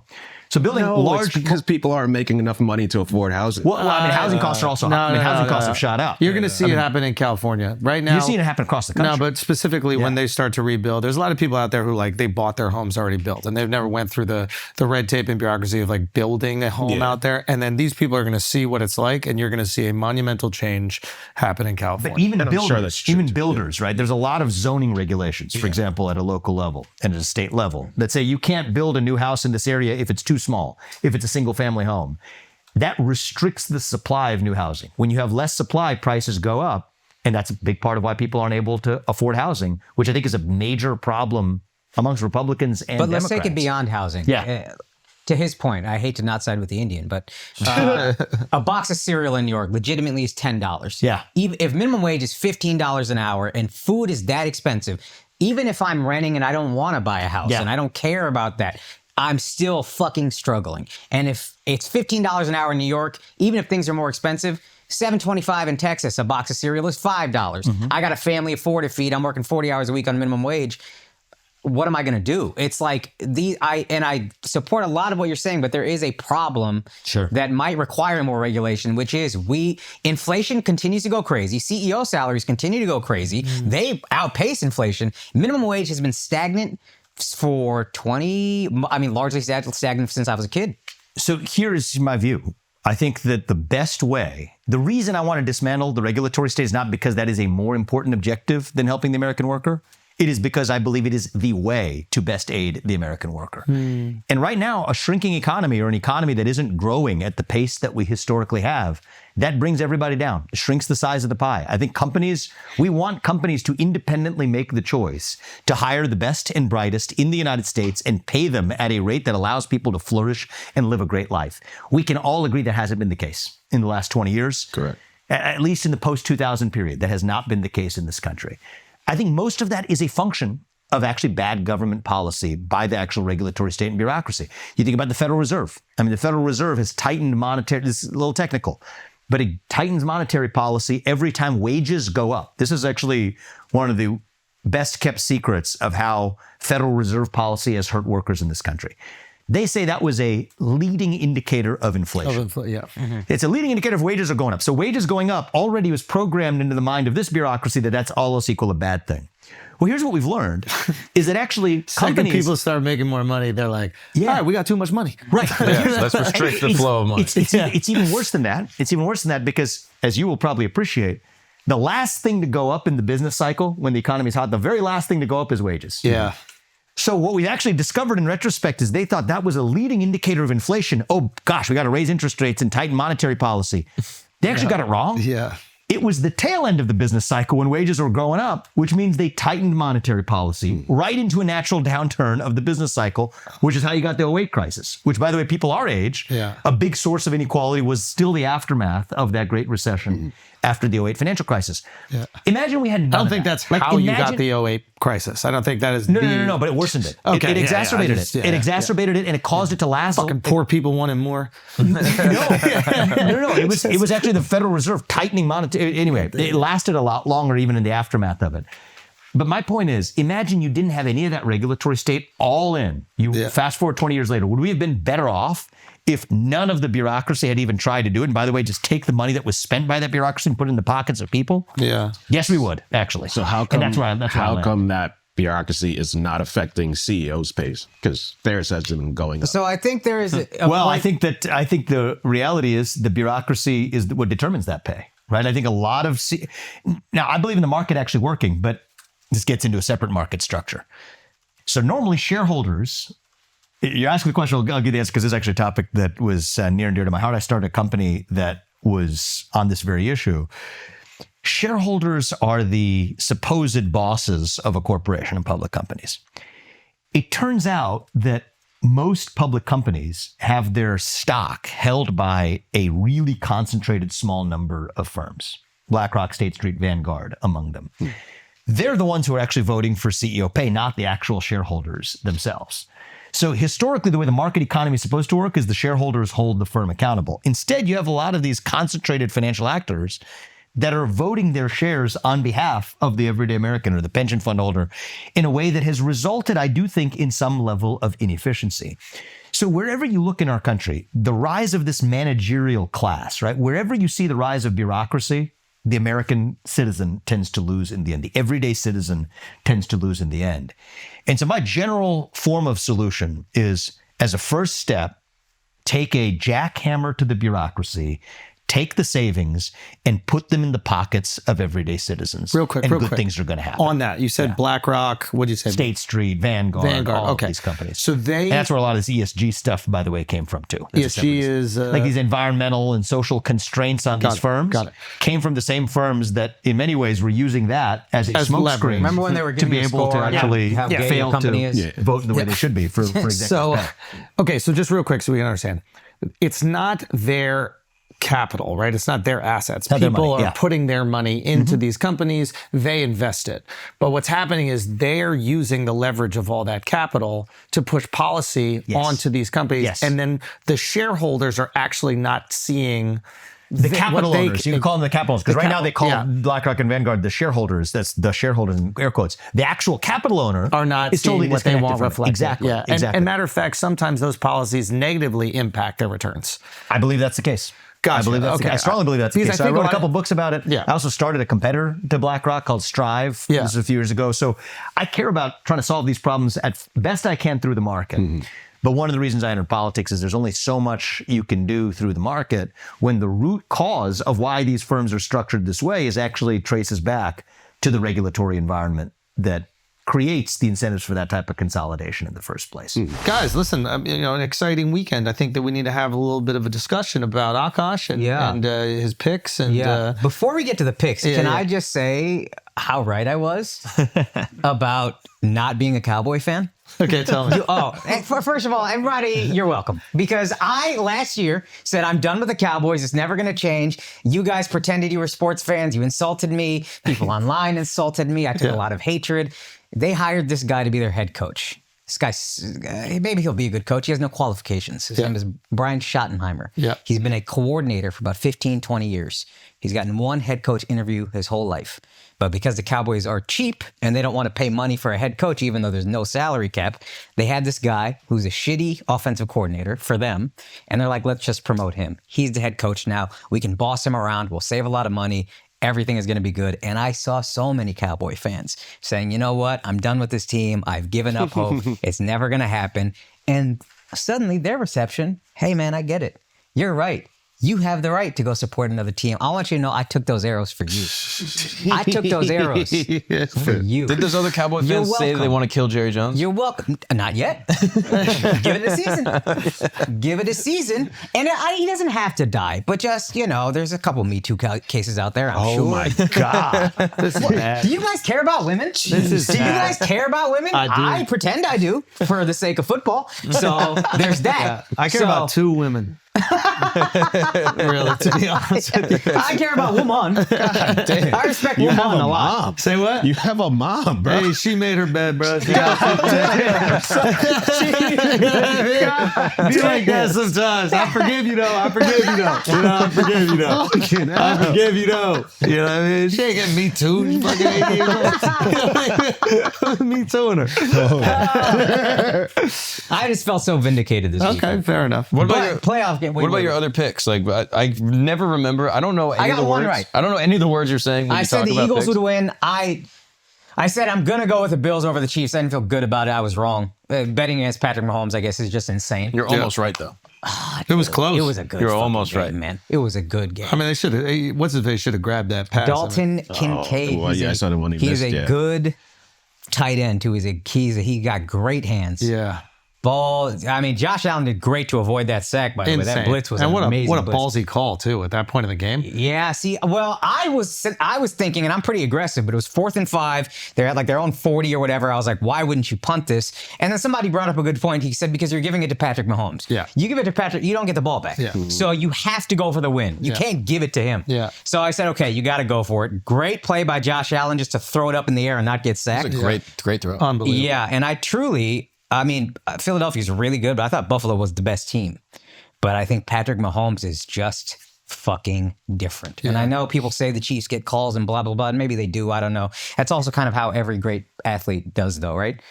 Kobe got calls. LeBron got calls. Jordan got calls. Tom Brady got calls in football. Like, this is just what it is. It's also easier to make calls for the most dominant team. Yeah, I think you just give them the benefit of the doubt. And they're just more glaring. When you constantly are winning, you see all the calls that benefit the team that absolutely. are winning. Yeah. Like when the bum-ass underdog team gets a call, you're not going, oh, this is so That's unfair. a very you good almost point. feel like better That's about it. a great point. And the more Yeah. you're winning, the more games you play, the more calls that could go your way. Yeah. Yeah. So it is an Eagles-Chiefs Super Bowl. I think the Eagles are really fucking good. I hate them. My wife and I got in a fight because I just refused to be happy for her because she's from Philly. And she was just like, why can't you be happy for me? And I was like, they're just terrible people. And you're one of them. And that's just what it is. These are good fights to I have. apologize later. I didn't mean the apology, but I did apologize. I lied. But they're really fucking good. I would hate to see them win the Super Bowl. I think it's very possible. I think I'm going to pick the Chiefs, but I'm wrong a lot. So let's hope I'm actually right. Isn't that your team? Isn't the Chiefs your team? Isn't that your bandwagon team that you hopped You're on? a diehard Chiefs fan. I found myself rooting for the Bills because I would like to see Buffalo get a Super Bowl. Nah, you just like torture. You like you're a masochist. No, listen, the Chiefs, if they win, I'm gonna be fucking thrilled, and I will probably buy a Patrick Mahomes jersey because he's beaten. There's only 2 teams left that I truly fucking hate. I love that you're like, I'm sick of my team not winning anymore. You know who I'm gonna root for? The Buffalo Bills. I don't understand. No, all I have left is what do they call it? Schadenfreude or whatever. Schadenfreude, Other people's misery that I don't like. That's happiness. 2 teams that I fucking hate left: the Niners and the Eagles. If Patrick Mahomes beats both of them in the Super Bowl twice, I'm buying a jersey. I'll pay for his fucking Disney World trip. I don't care. Whatever you need, I will worship this man. I will love this man forever. Okay, so you're going Chiefs. Yeah, I think I'm going Chiefs, and I'm really rooting for them. And I might have to watch the game in Philly because my wife is going to be there. And if I got to be around that whole city just of fucking idiots when they win the Super Bowl, I mean, it's just going to be unbelievable. You are crazy. It's just going to be unbelievable. I mean, if they lose, though, what a sight that would be. You know what I mean? Just a bunch of fucking nitwits you have shows in Philly. You Yeah. perform in Philly. Oh, is that? See these people. Oh, I'm sorry. Is that crazy for a comic to antagonize Philly? Who would do such a thing? Who would do such a thing? It's probably how he got into arenas because everybody's like, "Oh, this guy hates Philly. So do we. Let's fucking buy tickets to a show." Wait, are you gonna watch it in Philly? I'm sure she's gonna want to watch it in Philly. And if I wanted to watch a Super Bowl in Dallas, I'd make her go. That's never going to happen, but you know what I mean? So, you know, that's going to be a nightmare. So please, just beat the shit out of them. Don't make it close like you always do. Beat the dog shit out of them. I would love that. Patrick Mahomes. Please. You're gonna riot either way. I already know. Riot. Yeah. I'm not capable of breaking anything in 2 weeks. I mean, no, you start a My fire or asthma's something. going to start flaring up. Yeah, it's too much. It's too much. Guys, if you're going to bet on the Super Bowl, you're going to do it with Stake. Stake is the leader in global betting and U.S. social casinos. Bet on top sports and political events and use the promo code Flagrant for your welcome bonus. Now let's get back to the show. A general summary of my worldview is bureaucracy is bad, all else equal. Do you think you're... And it harms the very people it's supposed to help. Do you think you're radical? In the sense that America's radical, sure. No, I mean, meaning, America like, is a radical idea. Of course. But what I'm saying is, like, do you think that your viewpoint on what needs to be changed is significantly greater, more radical, more extreme? I know these words are like loaded, and I don't mean them to be loaded. What I'm trying to say is, like, I think that what you're suggesting is a massive change. Yeah. And do you feel it is? Yeah, I do. I think a massive change is required. Yeah. To set our country back on the right track to remain, I think we already are, but to remain the greatest country known to the history of man. I do believe that. And I think that the American Revolution was pretty radical, by the way, too. I like America's radical. birth. America's birth was radical, right? The idea that we, the people, get to self-govern, that was a crazy idea. Right? The idea that your genetics and your lineage don't matter, but the best person ought to get the job. That is a radical idea. Or that any opinion, no matter how heinous to you or me it might seem, that any opinion gets to be expressed publicly, freely. That is a radical idea. Mm-hmm. I believe all of those things. So, you know, that might make me radical. I think I'm fine with that because America is a radical nation. In the course of I'm not saying it as criticism. Yeah. I just oftentimes I see your philosophy and I think it's very digestible in the things that you're saying and that you're using language that we're familiar with, right? And tapping into our identities and what we are as Americans. But the change that you're suggesting, I think significantly shifts the course of the country. Mm-hmm. And that is, you said this last time you were on the pod, like we, what is it? We should have the country we deserve or something like that. This was Thomas Jefferson's idea. It's like for the better government or worse, we elect is the government we deserve. Exactly. For better or for worse, right? And I think that's a very brave position to be in. I think a lot of times when elected officials win, they're forced to make certain decisions and they reflect and they go, you know what? It really ain't that bad. Like maybe we'll try to move it 2% this direction, 5% this direction, 7%. And so this is why, man, this is actually really important to me as I think about my next step. We were talking about this a little bit before. I don't just want to win by a little bit and, check the box of being a governor or whatever. I want to win by such a decisive mandate to be able to actually do the hard things, right? If you want to be an incremental changer in politics, you could do that by temporarily sitting in a seat with a narrow margin, and then it's ping pong when somebody else is in charge of the different view. It kind of goes incrementally in the other direction. But if you want to revitalize an actual state or a country, you need a decisive mandate to do it. And how do you get that? Well, you have to tap into cultural necessity. These people have to feel that you can deliver the change that they desperately need. Like what's happened, I think, not throughout entire American history, but when America is doing well, when poor people can feed themselves and pay their rent, there's enough magic and distraction in this country where they don't need to rebel, right? And that's kind of like the perfect spot for the really wealthy, where they're like, okay, we can get really rich and the poor people aren't going to no revolution. Exactly, right? There's no, that's perfect, right? And then every once in a while, you can see the desperation of the poor because the Luigi Mangione walks behind the healthcare CEO, blows his head off, and then the internet is like, hey, it'd be like that sometimes. And to me, the reaction was indicative of people being desperate. A lot of deep-seated frustration. Yes. So how do you tap into that desperation? And I'm going to use this word sell loosely, and then sell them a solution to that desperation.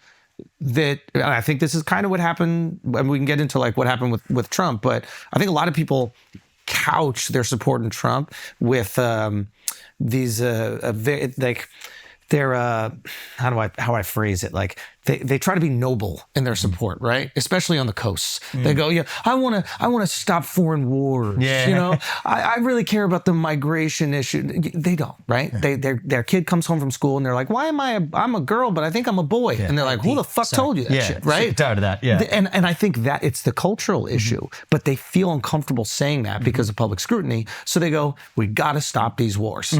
And you're like, well, where are the wars? They're over there, but we got to stop that. How can you tap into what Americans are feeling, even if it's not what they're saying? Like when I saw the reaction of Luigi Mangione, I was like, oh, Americans are feeling resentment and extreme hostility to the healthcare sector. I think to government.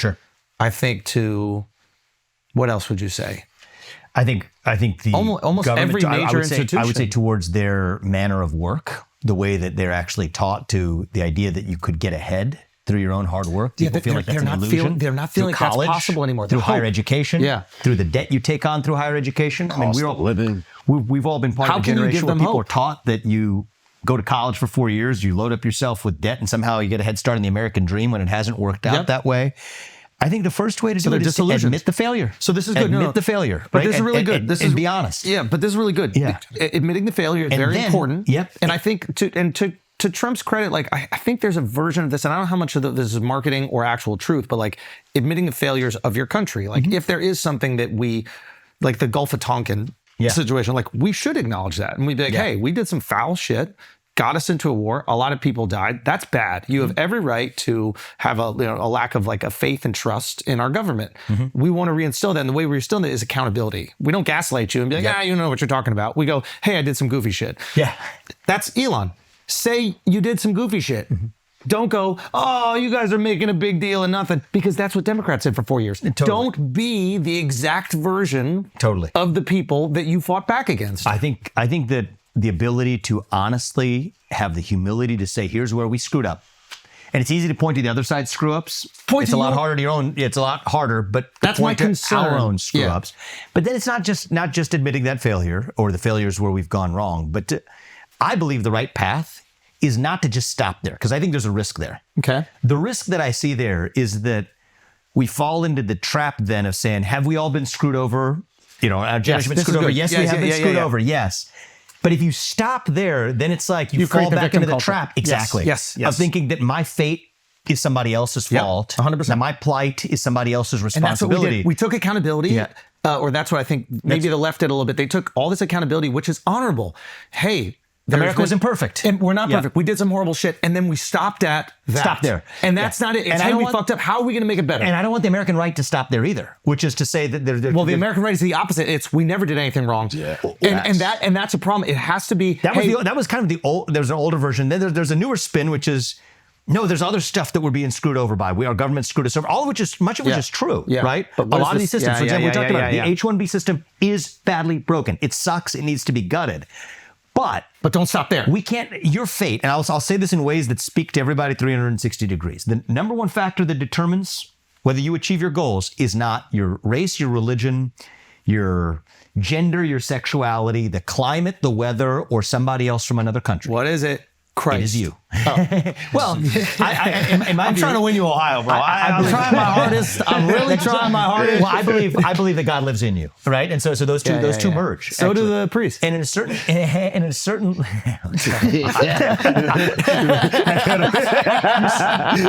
like in basketball, like he gives his own alley. Exactly. No, but it's like the dunk contest. It's like bouncing off the backboard and take your own. But go on. That's good. You don't need the guy feeding. It does live in you. It does live in you. Yes. And so, this is probably even a really deeper discussion, as I do think a revival of that type of conviction in ourselves. Some of that involves revival of faith, and I don't think the government should be in charge of doing this at all, but I do think a revival of our self-confidence, so this is revival of conviction in ourselves as individuals and as a country. And even in states like Ohio, where people have fallen into the trap of believing, we're number 38 where people move in and out. Yeah. Restoring that pride as an American, as an Ohioan, as a citizen, as a member of a family, revival of conviction in self. Yeah. That's what Donald Trump, I think, is doing at the level of the nation. I mean, people could debate about Greenland or anything else, but the idea of manifest destiny, the idea that we're the pioneers and the explorers, that gives us back some of that self-confidence, that juice of conviction. Yeah. That's the second step we got to take, is once acknowledge that there are a lot of factors that have contributed, that were not your own individual level mistakes. Yeah. But if we just pause there, you're taught to see yourself as a victim, but to say that, no, we're committed to actually overcoming those barriers at a young age. So every 4-year-old, when he chooses a preschool, or his parents choose a preschool for him, is choosing the best possible one. And if you can't afford it, you have the money from shutting down the bureaucracy that you save the money to put it in the pockets of those parents to choose. But after that, your fate is in your hands, and we believe in you because you believe in you. Real quick. That's what we need to get back to. So real quick, I think this is really good, because a lot of times we get into this like black and white dichotomy, like these guys are the bad guys, these guys are the good guys. We never listen to each other.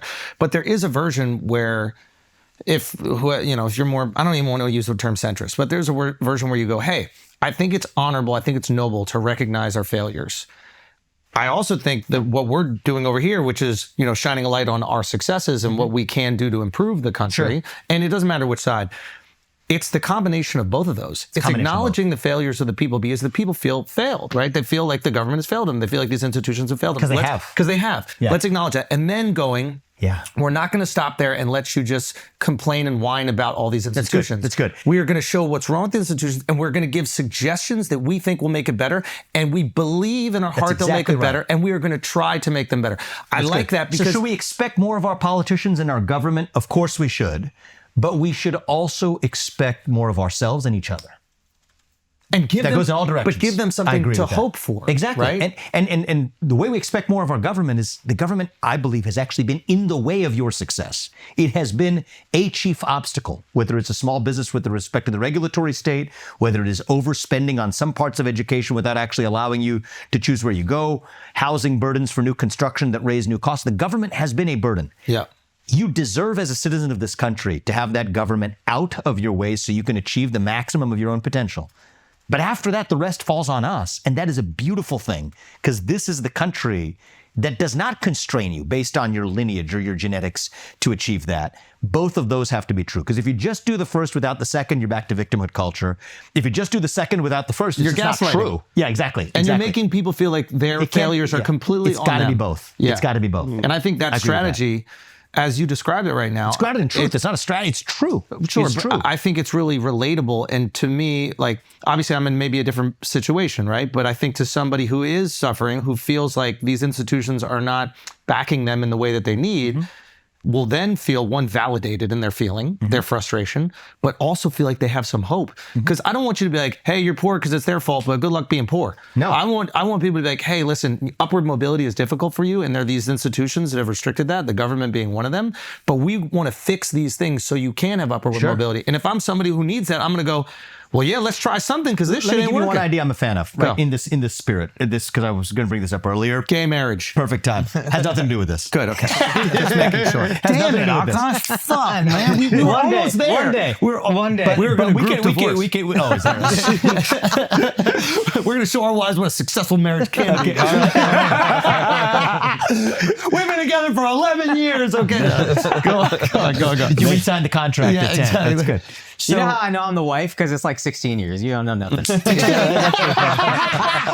And he's wearing the ring. That's funny. No, so if we're to That's like actually make a fun experiment. This is two guys that are married to women, divorcing their wives, making their wives marry each other, and then we marry each other. Oh, yeah, we'd be and great. see who lasts longer. Yeah, we'd be great. We'd be great. They'd be divorced in 2 years. I think it would be. We'd be gay in Palm Springs at 90 years old. I think it would do well on Netflix. It's like Love is Blind. It's like there's a sequel to that. This is all we need. I love that. Go on. Right, we figured that out. No, you so said- here's the idea. I get the nobody can take that idea, right? Yeah, So you get Netflix, it. you can't do that without me. So the Vivek will make you gay. Go. now you're really killing me in Ohio. Sorry. Now Christ you're is really killing me in gay. Ohio. Christ is gay. California. Yeah, that's Knock out Newsom. We got. You know, that's too easy. We'll leave that for somebody else. That's too easy. This He's is what knocked we himself need. out. Okay, so But wait, I'm interrupting. Go. But an idea earlier, in a serious note to this message of economic empowerment. I haven't talked about this before, but it's an idea that I'm a big fan of. If you think about in a given kid's account when they're born, right? I'm not going to say universal basic income stuff because it deters work, but take the spirit of that in a different direction. The savings of shutting down a lot of the bureaucracy, you could take a tiny fraction of that, and every kid who's born have $10,000 invested fully in the stock market. They can't touch it till they're 18. You want to know what the biggest source of income inequality is? We can gripe about CEOs or whatever. It's actually compound interest. Yeah. It's compound interest, and not compound interest in bonds or in the bank account. Yeah, it's compound interest in the stock market. So, yes, You're talking about kids graduating with enough money to not only pay for all of college, but have enough to start their small business. But I got to stop you for 1 second, just so people can understand this. This is very This is the kind of thing we should be talking about. When you say invest in the stock market, you're talking about. No, it's not. It's not welfare to me. It is. No. In fact, and let me just make the case to people who would disagree. I just want people to understand the concept before you move on. Sure. So when you say invest in the stock market, I think a lot of people immediately go, and I was talking to the guy who started Acorns. I don't know if you know that account. And this is not like a plug for him, but essentially this is his idea. It's like we've kind of tricked people into thinking that investing is risky. No.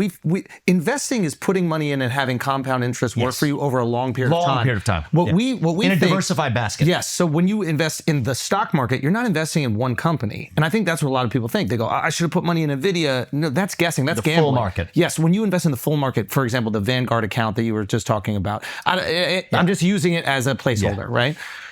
You're investing across the market, you put that 10 grand in, and then that 10 grand is compound interest over 20 years. You have X amount of $1 million. Yes.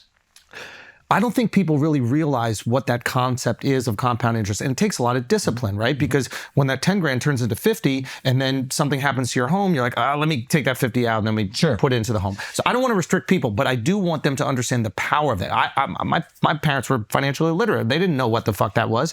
So the difference in inequality at the highest levels is explained by people who are invested broadly in the stock market versus people who are not over long periods of time. But it's the long period of time that is the concept. And the way that's the hard. math works on the compound interest is like if what is 10 grand over 10 years or 20 years? You know, I mean, it depends on, if you're talking about a 20% rate of return, you're talking about hundreds of thousands of dollars. Well, let's go. by the time let's go 10%. S&P is what, 7? Pull the spreadsheet. We'll do the math. S&P is more than that. You're talking about compound stock market returns over long periods of time. You're talking about double-digit returns, and that multiplies itself. So $1 first becomes $1 $1.10, but it's net $1.10 times $1.10. And so you're actually multiplying that whole effect. They say it doubles your money doubles every 5 to 7 years. Something right? like that. So 10K Something like that. when you're 5 is 20K. When you're 10 is 40K. When you're 15 is 80K. When you're 20 is 160K. All right, guys, we're going to take a break again so we can tell you about Cook Unity. You know about Cook Unity. This is the meal delivery service where the meals are actually prepared by award-winning professional chefs, and every meal is prepared in small batches to ensure that the quality of your meal does not go down, the culinary craft is not affected, and there are hundreds of menu items that rotate weekly, dozens of global cuisines. Maybe I'm going to have a hand in one of these soon, and you're never going to run out of options. They also got an app. It offers a seamless experience for ordering and planning your meals and makes it as pain-free as possible. This is the only meal delivery service without compromise. You get quality, variety, convenience, and top-tier culinary craft for as little as $6 per meal. And to sign up, all you got to do is go to cookunity.com, pick a plan, select your meals from the menu, and then let the chefs do the rest. And Cook Unity is offering Flagrant podcast listeners 50% off their first order. 50%, you fucking idiots. Why wouldn't you do that? It's half the money. And 10% off their next 3 weeks. So you might as well just ride that shit for 3 more weeks, see how you like it. All you got to do is sign up at cookunity.com/flagrant. Now let's get back to the show. All right, I have a question for you. This one is near and dear to my heart. But so my pops has dementia. Okay. I know I've seen a bunch of articles about you, obviously, when I was looking you up even last time. And it seems like there's some criticism, and I don't know if this is people trying to make you more radioactive. I don't know what exactly it is, about how you made maybe your big first chunk of money. I don't even know how much money you made. I know what you're talking about. Okay. And this pisses me the hell off because I know how cynical the intentions are of just deceiving and straight up lying to people about it. And at some point, but about what? So I'll lay out. So like there's this false allegation that somehow there was an Alzheimer's trial that I made a bunch of money off of that failed. It's bullshit. But here's actually the reality. So I think it's actually more important than that. It's there's a lot in my own business background that informs my worldview and what we're trying to do for the country. So I started a biotech company. It was my first company, major company that I started back in 2014. Okay. I'd been an investor. I worked at a hedge fund in New York. And it turned out pharma companies are among the more inefficient companies when it comes to allocating their money to developing drugs. A bunch of pharma companies tend to get out of a therapeutic area at the exact same time. So when they throw in their towel, they all kind of follow the fad and go in a new direction. And there's a lot of reasons why. But they all kind of throw the towel in the same areas at the same time that go from being in favor to out of favor. So my premise was to start a biotech company that took a lot of the projects that they had discarded after spending a lot of money on them. Find the ones that they discarded, not necessarily because they were bad drugs. Oh, because it wasn't a trend. Yeah, because it was a trend, and they had capital allocation issues that they had to allocate in a new direction. And see if you could make one of those drugs work. Exactly. And so some of these areas were women's health and urology. Alzheimer's was one of these areas for sure, where 99.7% of drugs ever tested for Alzheimer's disease had failed. A bunch of these companies are just like, throw in the towel. So I set up a company called Roivant. And the whole model was, A, you give skin in the game to the scientists who actually develop these drugs. They don't get that at big pharma. And B, focus on the areas where pharma had abandoned them. A subset of these are going to work. Not all of them are going to work. Biotech is a game of, it's a numbers game. Yep. But enough are going to work to be able to create a successful company. And I was convinced of that based on what I had seen. So I started the company. We developed a number of drugs in these subsidiaries. So each of those units, one was focused on Alzheimer's, one was focused on women's health, one was focused on dermatology and so forth. And the way I made my money was that 5 of those drugs that we developed through phase 3 in successful phase 3 studies went on to become FDA approved. And the one I'm probably most proud of is a drug actually for the smallest of those markets. But there is a disease where 20 kids a year are born with this genetic condition, where 100% of those kids die by the age of 3 if they're untreated. And because of the therapy that we led all the way to get through approval in phase 3, about 70% of those kids live lives of normal duration. Another for endometriosis, for uterine fibroids, women's health conditions that were generally ignored by pharma. So those were the areas that we had success. 5 out of how many, you think? There's many more that are still in development, but there were probably 20 drugs that we've put into development, 20 plus, many of which are still in the development process. But 5 of them ended up going through phase 3, successful, sold those rights to other pharma companies, generated billions of dollars in value for shareholders. And the company I founded, Roivant, is like a $8, $9, $10 billion publicly traded company on the NASDAQ today that's returned billions of dollars to shareholders. And I'm proud of that. And it was a very cool company that bucked the trend of pharma. And a lot of people in big pharma didn't like it because it in some ways made traditional big pharma look bad because it called the bluff on a lot of these areas they were ignoring. And that's how the company succeeded. Oh, so you think there's like a smear campaign? You know, I think initially a lot of pharmas did not like Roivant's existence. That's definitely true. But when I entered the realm of politics, which is the realm of smear campaigns, there was definitely a concerted effort to exploit one of the drugs that failed. That's the Alzheimer's. That's the Alzheimer's drug. Right. So we had a subsidiary called Axovant. It was developing a drug for Alzheimer's disease. So Roivant is the parent company. Subsidiary is and Axovant. it's got a bunch of subsidiaries. MyEvent is one. Took it public. Ended up being sold for a big premium. Immunovant took it public. Trades at a big premium to where it went public. YERRRR, a bunch of them. It was acquired for a big premium. Axovant was one of those companies. It was a subsidiary of Roivant that developed this drug for Alzheimer's disease. And the shares traded on the stock exchange, whole 9 yards. That drug eventually failed, and so the stock price was high, and then it went down, and it was low. And the false smear campaign against me is somehow I made money off of selling shares of Axovant. It's false. So you didn't make any money. 100% false. You never sold shares of Axovant? Neither Roivant, the parent company, nor I sold a single share, though we could have. It would have been perfectly legitimate. Many biotech CEOs or many biotech companies do that to diversify.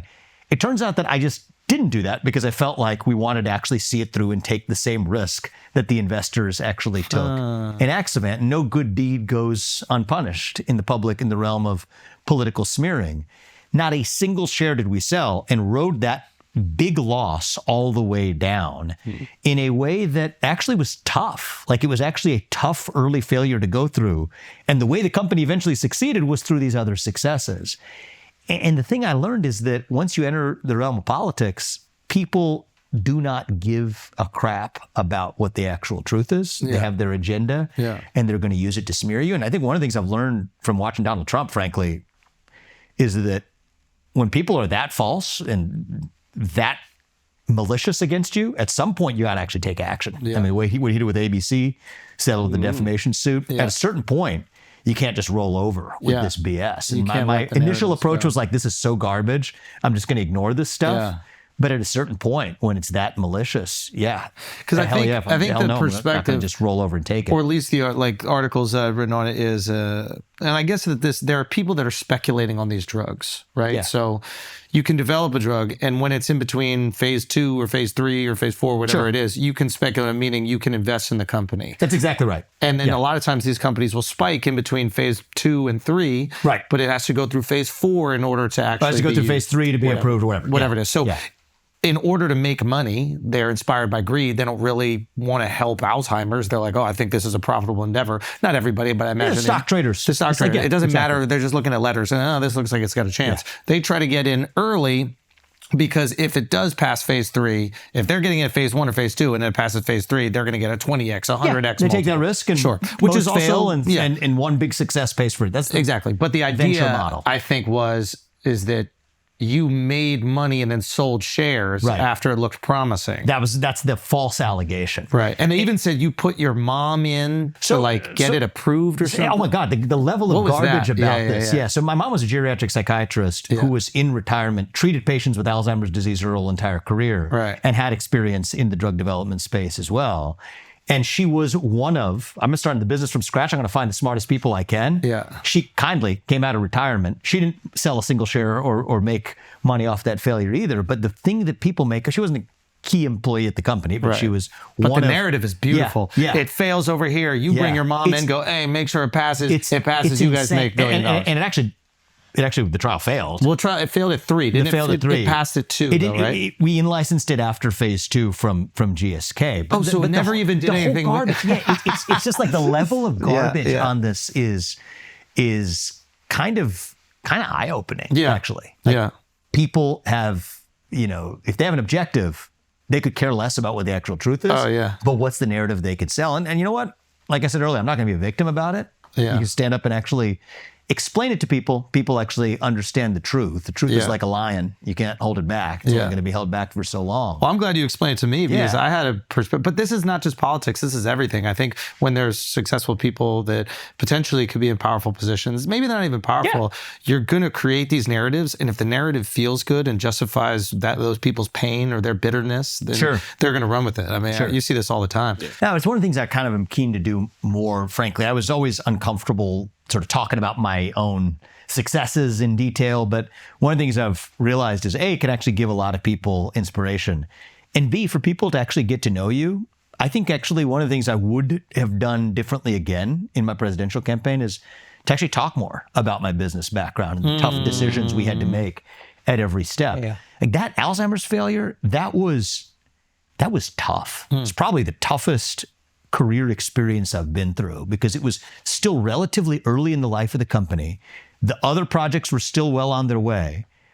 It actually strengthened in some ways the resolve of the people who work for the company to say, you know what, we did the right thing. We did it right at every step of the way.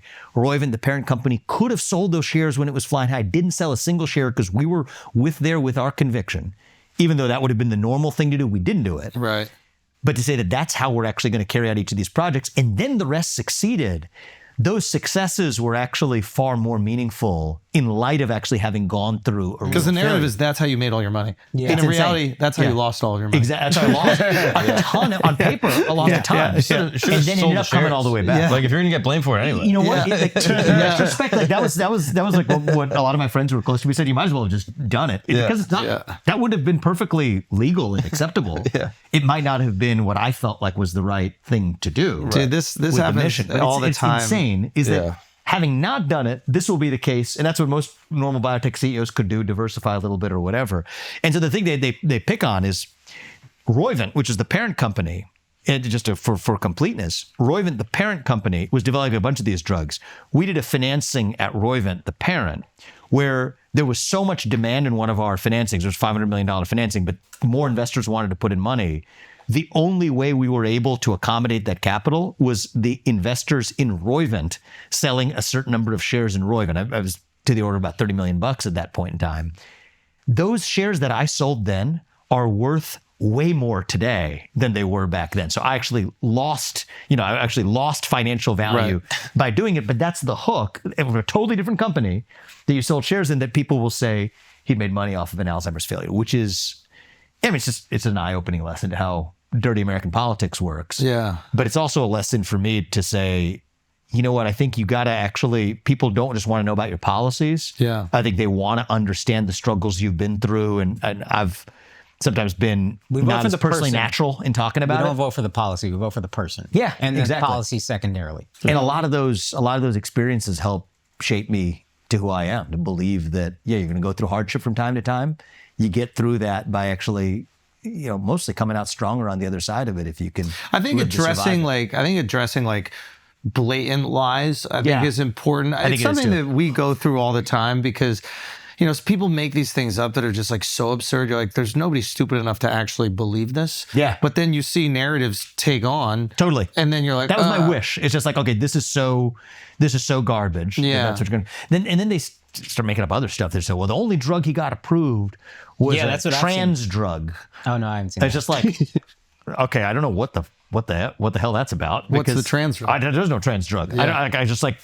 That is we should invent that. That's a good idea. Drug that makes you trans. But it's like it's at a level of insanity. I think there's one drug that was approved for prostate cancer, endometriosis, and uterine fibroids, and works on certain hormones in the body. Yeah. Somebody should be sued for malpractice if they're giving a drug that's only approved for that for some other thing. And it would be ridiculous to think that it was. Yeah.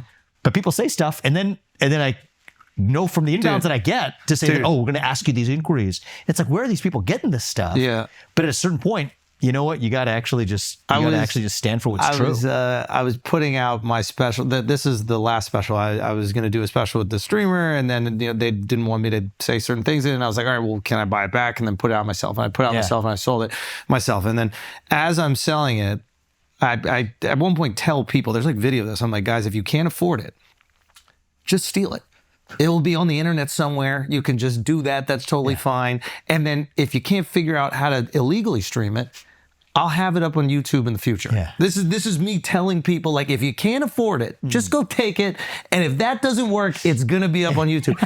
And then the special did really well. And I guess people spun this narrative that, like, oh, you made us buy it. And then a few weeks later, you put it on the internet. And in my mind, I'm like, every movie that comes out eventually is on TV for free. Like every UFC fight I watch is eventually on YouTube. I'm like, I don't think I'm doing anything different than and I told the, but the narrative is he took our money and then he went with it. And I don't address it because I'm like, well, there's nobody that could believe this because I literally said verbatim on the podcast, like, just go take it and then eventually be there. But it doesn't matter. I felt the same way, man. If people want to see you totally come down. And I'm sure there are people who didn't hear me say that and then they felt triggered. And for those people, I feel genuinely bad. I'm like, no, that fucking sucks because you supported me. And then maybe you feel like I tried to do something. But it's one of those things where there are people that they want to see you fail and they will, maybe they're not creating narratives, but they will believe a narrative that makes you look bad because it validates the way they feel. There's something about human nature. Yeah. And that is a human, and that is unfortunately something that you have to deal with success. Totally. That's the cost of success. And it's worth paying the price because I agree. And the flip side is you can't, just sit here and the other thing is how much do you address and then how much do you And exactly. I mean, at some point you're validating. I mean, to me at a certain point, like to be able to deign to this level and say that, okay, I'm going to like legitimize this type of smear by engaging with it. But on the other hand, it sticks. And so you gotta, I think the best solution is, and I think I'm gonna be better about this in the next phase of my political life, is also just sharing more about my own personal journey, just as a human being. I mean, that's validating for me and in my hearing career. That. Yeah. Because like that was something where I thought about with you, and I was like, and it's deeply personal to me because of my father. And I'm like, did he do some kind of tricky thing? And it was super deeply personal to me too, because I think the whole thing was, pharma had decided this is an area that's supposed to be not touched anymore. It's too risky. And actually it is deeply personal to me. My grandmother's sister died of Alzheimer's disease. My mom spent years cutting her teeth in the nursing homes in Southwest Ohio, where I would actually go to many of those nursing homes, play the piano for people who are in nursing homes suffering from Alzheimer's. It's like an important area for me, which is part of why we took it on. And it was a super bruising experience to then take all of that risk, put yourself out there and fail. But the idea then that there's like an allegation that there was some kind of financial gain from it is just doubly it's like doubly frustrating. It chips away at the trust. Salt on a wound. It chips away on trust, and then people, maybe people won't ask you about it, but then they're thinking about it when in fact, exactly, is a doubt in the back of somebody's mind. But the flip side is we have we got the modern economy. Now you can talk to people. Maybe that's the answer. You do it. But you said, so you've been around Trump and you learned from him and you saw how he fought with ABC.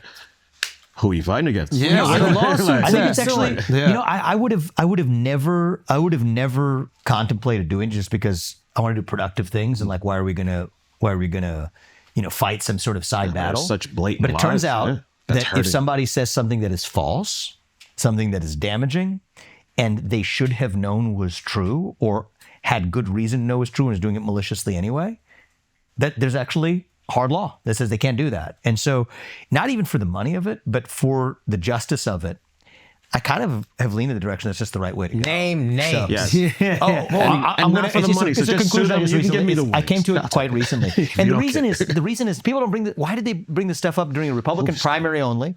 And then again, they were mad about the comments I made on X about American excellence. And suddenly that issue comes back up. Absolutely. Suddenly randomly comes back. Oh, it had nothing to do with the fact that you didn't like what I had to say. And there was a, coordinated response to that. And so it comes from a malicious place. And so at a certain point, you just can't roll over and take it. Because this will plague you. Like you'll be in a debate and it'll get brought up again. Oh, it's not going to happen. No, that ain't going to, and we're going to make sure that's not going to happen. And for you to be like, hey, the truth. This was settled in a court of law. It's done. And it's absolutely, here's the hard truth, here's the facts, dispute it, and if not, bear the consequences. That's the way I look at it. Who? Yeah, we need names, bro. We need names. You know what? A lot of these people, I don't even know who these people are. I've never heard of these people, but the stuff that sticks, I think we're going to pick make an example. We'll pick a good example. We'll pick a good example. I like that. Yeah. Soros. Is it Soros? I think a lot of this comes not even necessarily from the left. Really? Yeah, it's some of it does, but some of it is some of it comes from other unexpected corners as well. Really? Politics Sounds like you got an JD idea, Vance, man. self-interested. Sounds like you got an idea. It comes That's from why you're not in DOGE. Your neighbor. Internet trolls. But anyway, regardless, I don't believe in whining. I believe in winning. There we go.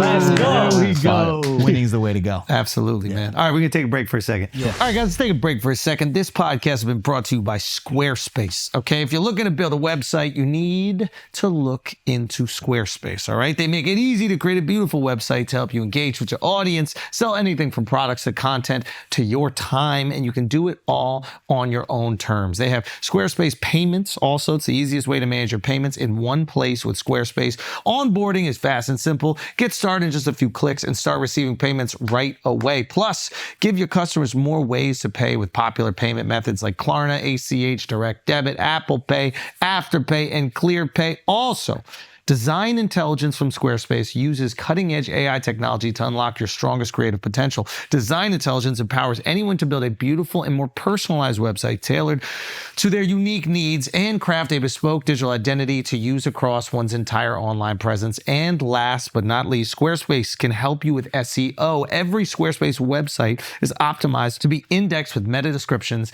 an auto-generated sitemap, and more, so you show up more often to more people in global search engine results. So right now, go to squarespace.com for a free trial. And when you're ready to launch, squarespace.com/flagrant to save 10% off your first purchase of a website or domain. Now let's get back to the show. Problem is, the people who are able to participate in that right now are the ones who have excess capital that in the short run can stomach the risk of the market volatility. Yeah. That is, if you wanted to pick, there's many sources of American inequality, but if you wanted to get to the root of it, to pick one thing, it's compound interest. Yeah. Like, that's the ball game. So actually you have a generation of people who don't participate in that, who end up being skeptical of capitalism. So in a certain sense, what you're doing here is you are cultivating a generation of Americans who are not win, patriotic and who win through capitalism. Yeah. Right? So when they graduate at the age of 18, compound interest through the success of the stock market and capitalism is no longer a source of bruised salt on a wound, of envy of somebody else's success, but the success that allowed you to have a $250,000 nest egg to be able to get a head start in the American dream. And they believe in America more. Than But it does not take a lot of money. I mean, in terms of, we're talking about percentage of the federal budget, percentage of savings of waste from the federal budget invested in this, it's tiny. It's like infinitesimally small fraction. But then you have a bunch of loan shark businesses like, oh, access your money now with this huge interest rate. And when you turn 18, you sign that whole shit to I think you shouldn't be able to do that. So I think, and here, I'm a libertarian, generally libertarian-oriented instincts when it comes to adults. Kids are not the same as adults. Yeah. So if you put that in the bank account of a kid at 4 months old or at 1 month old or on the day of his birth, it has to be fully invested in the diversified stock market over a period of 18 years. When he's 18 years old, he gets it out. I would make it tax-free. That is a down payment on preserving American capitalism. I have a lot of ideas like this, right? Whoa. But it's the kind of idea that's responsive to your question. But real quick, it's not just an investment in capital. And by the way, this is not even my idea. This is other people have had these ideas. Sure.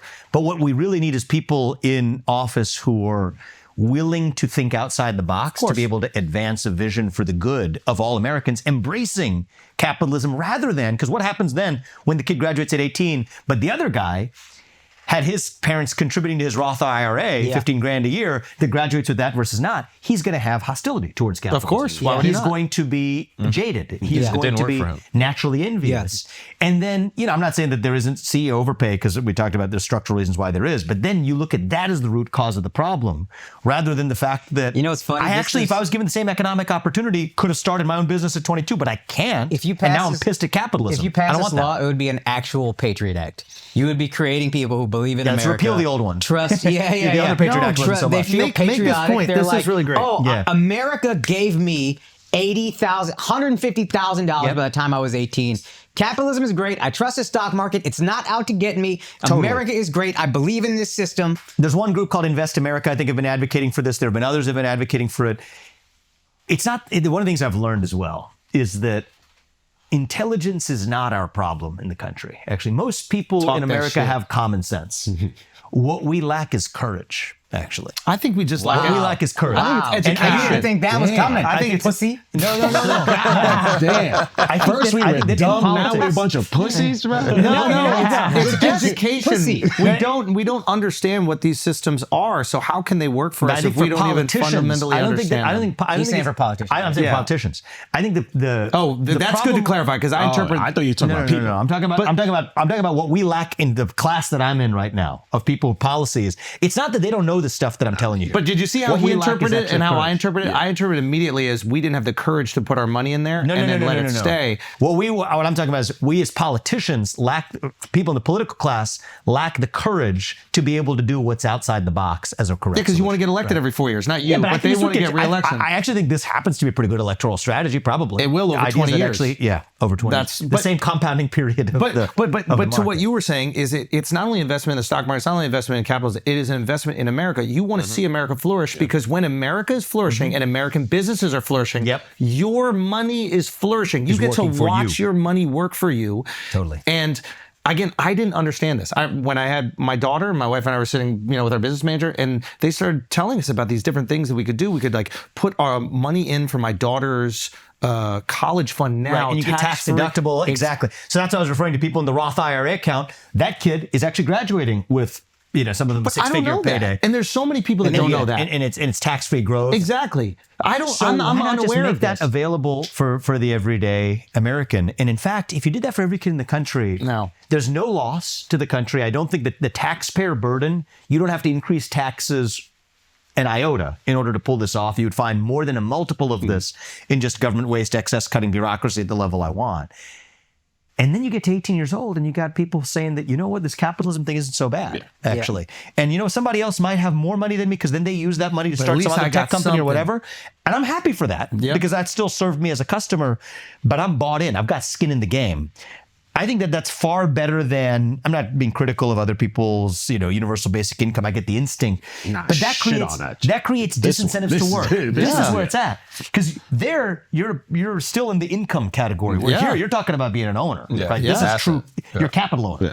an asset. Make it tax-free on the growth. And then by that point, when you show up, you are a capitalist in the sense that, not just a theoretical sense of it. I'm a capitalist when I'm 18 years old because the country that I grew up into through its economic success was not a source of my envy, but my participation. It's also education by participation and inertia. Right. When you see your money working, you Yeah. go, Like this. I'd like to continue this. And you by the start way, dieting I better for a week. understand that, and I can do the math that tells me that Yeah. because I started getting to a good preschool that taught me how to do math at a younger age rather than getting to 8th grade. Or even taught and you not being about proficient. how finances work. Totally. I went to good schools. Pretty Totally. good. Like, I was never taught this at all. Yeah. Totally. So I think that this is achievable. This is not, none of what we're talking about here is rocket science.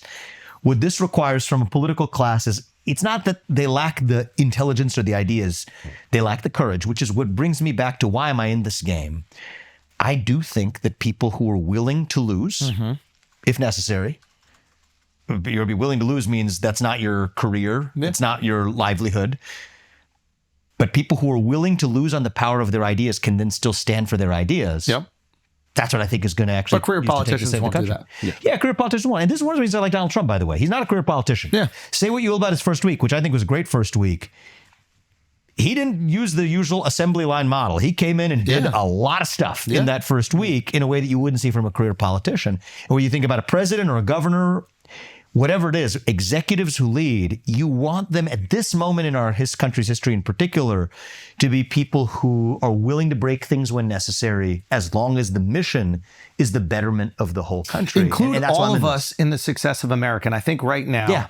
the average person, the middle class person, and the people who are impoverished do not feel included in the success of the economy or the country. They feel left out. And that might be educationally. It might be strictly just their inability to invest in understanding what it is. But that education of those systems, how they work. And I also think there's a little part of it where it's like, if these funds are incentivizing people to gamble. It's not really investing. They might be doing it because they're making fees per transaction. Oh yeah, Get actually, rid that's of the other that thing. fees per transaction. Actually, you shit. shouldn't be. You're tricking us into. Put it in the S&P 500 or whatever index it is at the lowest possible fee. Don't transact, and then just let it sit But there. they're not incentivized.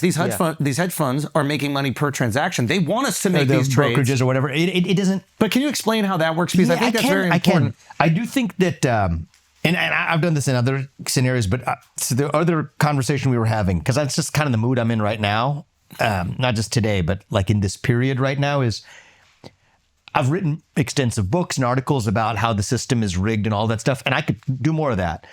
But I feel like right now what we need is to make sure we don't just, as we were talking about earlier, stop there, because then we're just victims. I want to just talk about actually what we're going to do to overcome we have the solution. Right? What I'm saying is why we're in the place we are. Here's what happens. A lot of money managers, they'll manage your money, but they take the fee. If you take the fee out, that reduces the compound interest. The fee is almost a negative compounding effect over time too.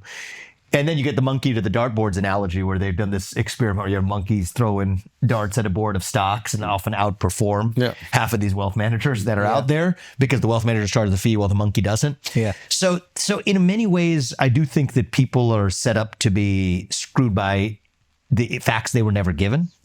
And I think that sunshine and education is a great toolkit. But I do think that there is a role here at a young age where I'm not a government redistributionist guy, welfare state guy, but here for every kid born in the country, I'm behind this. If every kid born in the country is bought into the stock market and compounds at the diversified rate over the course of 18 years, we're good. Oh, and yeah, by I the just looked way, it up at 10%, it becomes $55,000 at 10%, which is kind of conservative. Then how long? Yeah. So like in 18 years. So imagine you got 55,000 when you're 18. I think you can make a Start case business, for do whatever you. I think you can make a case for that number being even $15,000 or $30,000 per kid. It could well starting be. off. I'm being conservative. And then you're talking about people who are like straight up wealthy when they graduate, well off enough, still hungry enough to be able to use that and start their own business or invest further on their own account when they're 18. Or pay for college and not be drowning in debt. Yeah. And then some. You pay for, we're talking about this model, you're going to pay for college and then some. Yeah. And for some people, and college is not the right solution for everybody, especially by that point you have a skill set. You might be able to start your own small business, be in a trade or whatever it is. Yeah. Every person is able to do the thing that we want in America, which is to realize your own God-given gifts. Mm-hmm. They're not the same God-given gifts, by the way. We all have different God-given gifts. That's true diversity. But the country that we know and love is the country that recognizes that difference, stops trying to pretend that we all have the same skills and everything, because we don't. And that's a beautiful thing, actually. It's not a bad thing. It's a beautiful thing. But to say that we are the country where no matter what those unique God-given gifts are, you get to achieve the maximum of that potential without really any man-made obstacle standing in your way. Yeah.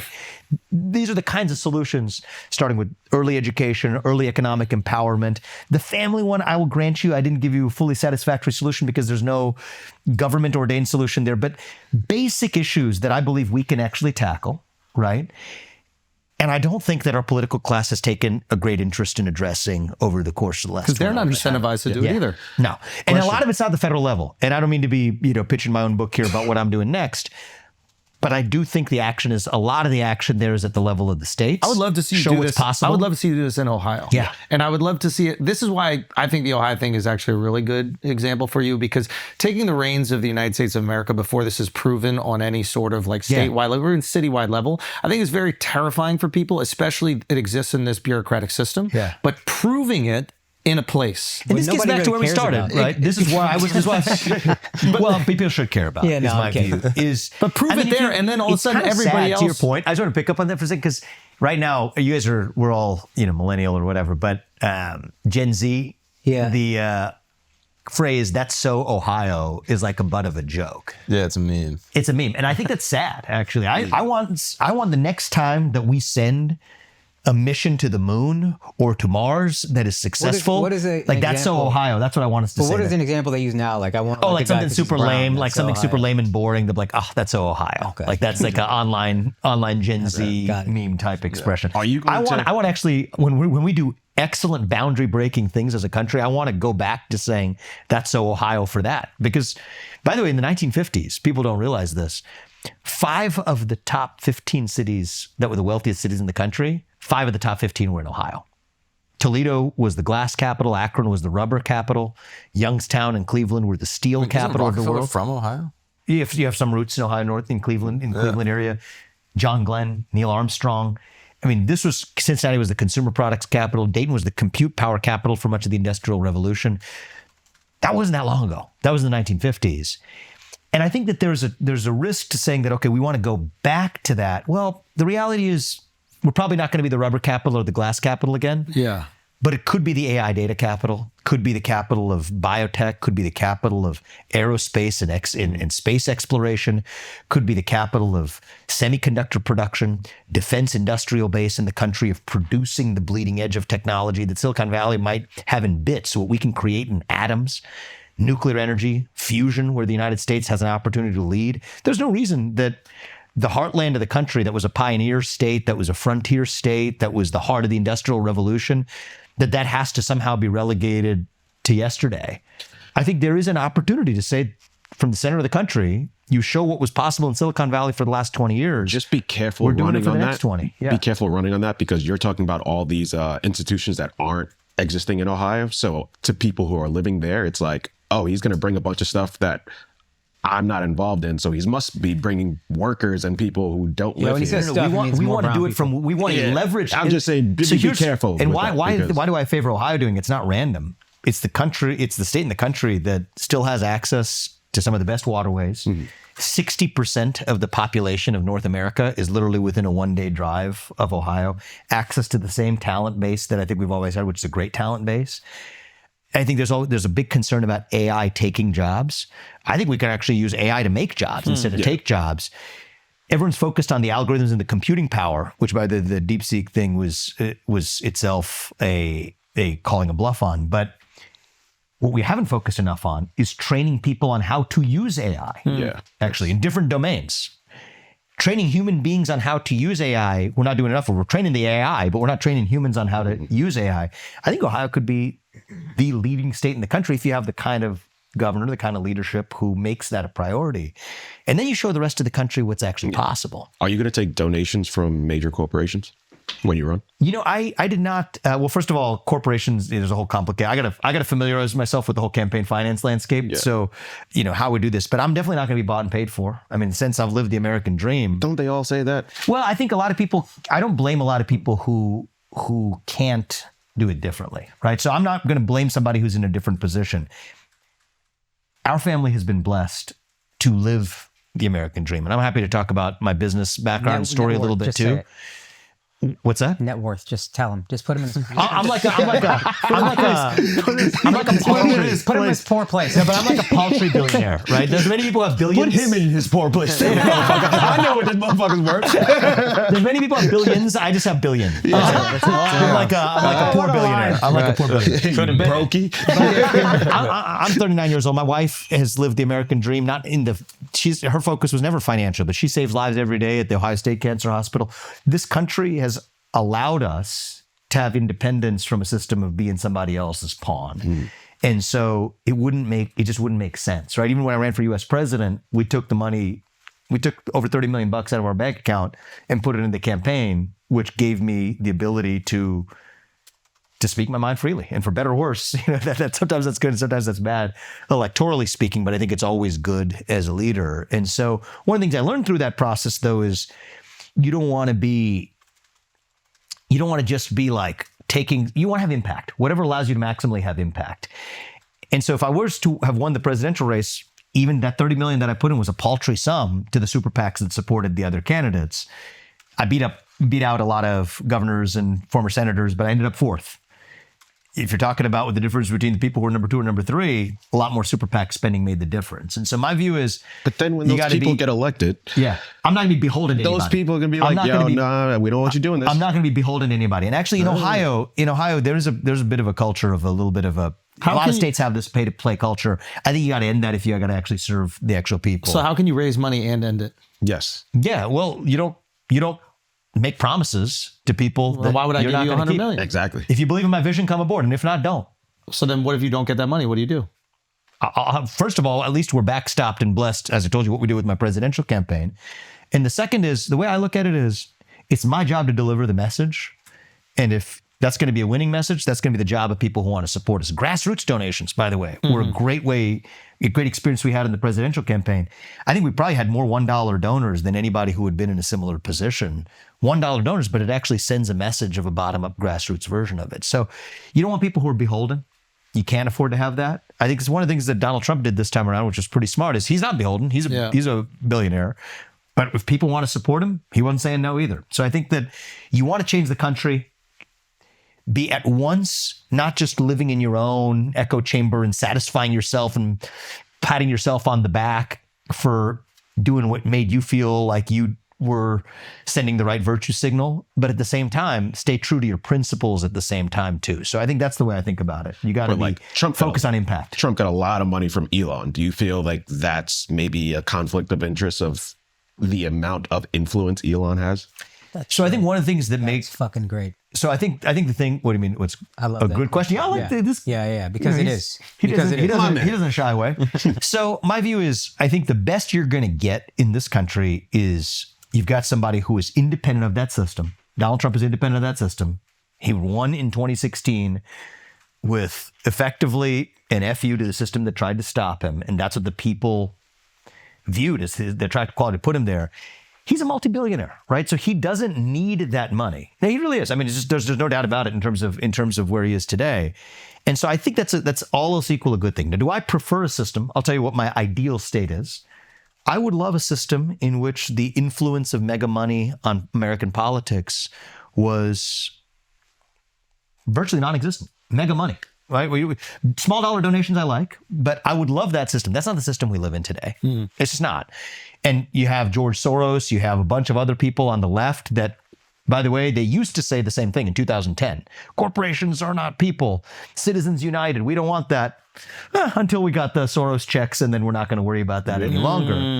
And, I think that would I rather have a check and balance in that system than not? Yeah, if both sides play the same game, it kind of negates itself out, which is kind of interesting as a way to look at it. And in many ways, one of the things we've seen, and this should be encouraging, is we the people at our best are able to still see through it. So if you look at Michael Bloomberg, right? Yeah. He tried to run for U.S. president spending like boatloads of money. It just didn't work, actually. You have candidates even this last time around that have had boatloads of money try to spend by them. You're never gonna, a turd is always gonna weigh more than the money that could lift it. Okay. Yeah, but money coming from both sides doesn't really cancel itself out. It's just the corporations still have all the power and the people don't. Would I rather, let me ask you a question. Would I rather have a check and balance? I would rather have at least competitive forces that are 360 degrees.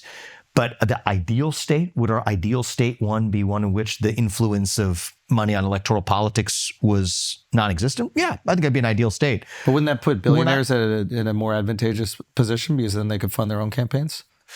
We could talk, I mean, if you want, I do think that it would, but at least they're not bought and paid for by somebody else. Somebody else can see that. Right. Bought and paid for by yourself. Yeah. So anyway, I think that where I am though is also pragmatically looking at this, free speech is important in the country. You want people to be able to express themselves, and then you could say that, if they don't fund the candidate directly, they can fund other causes.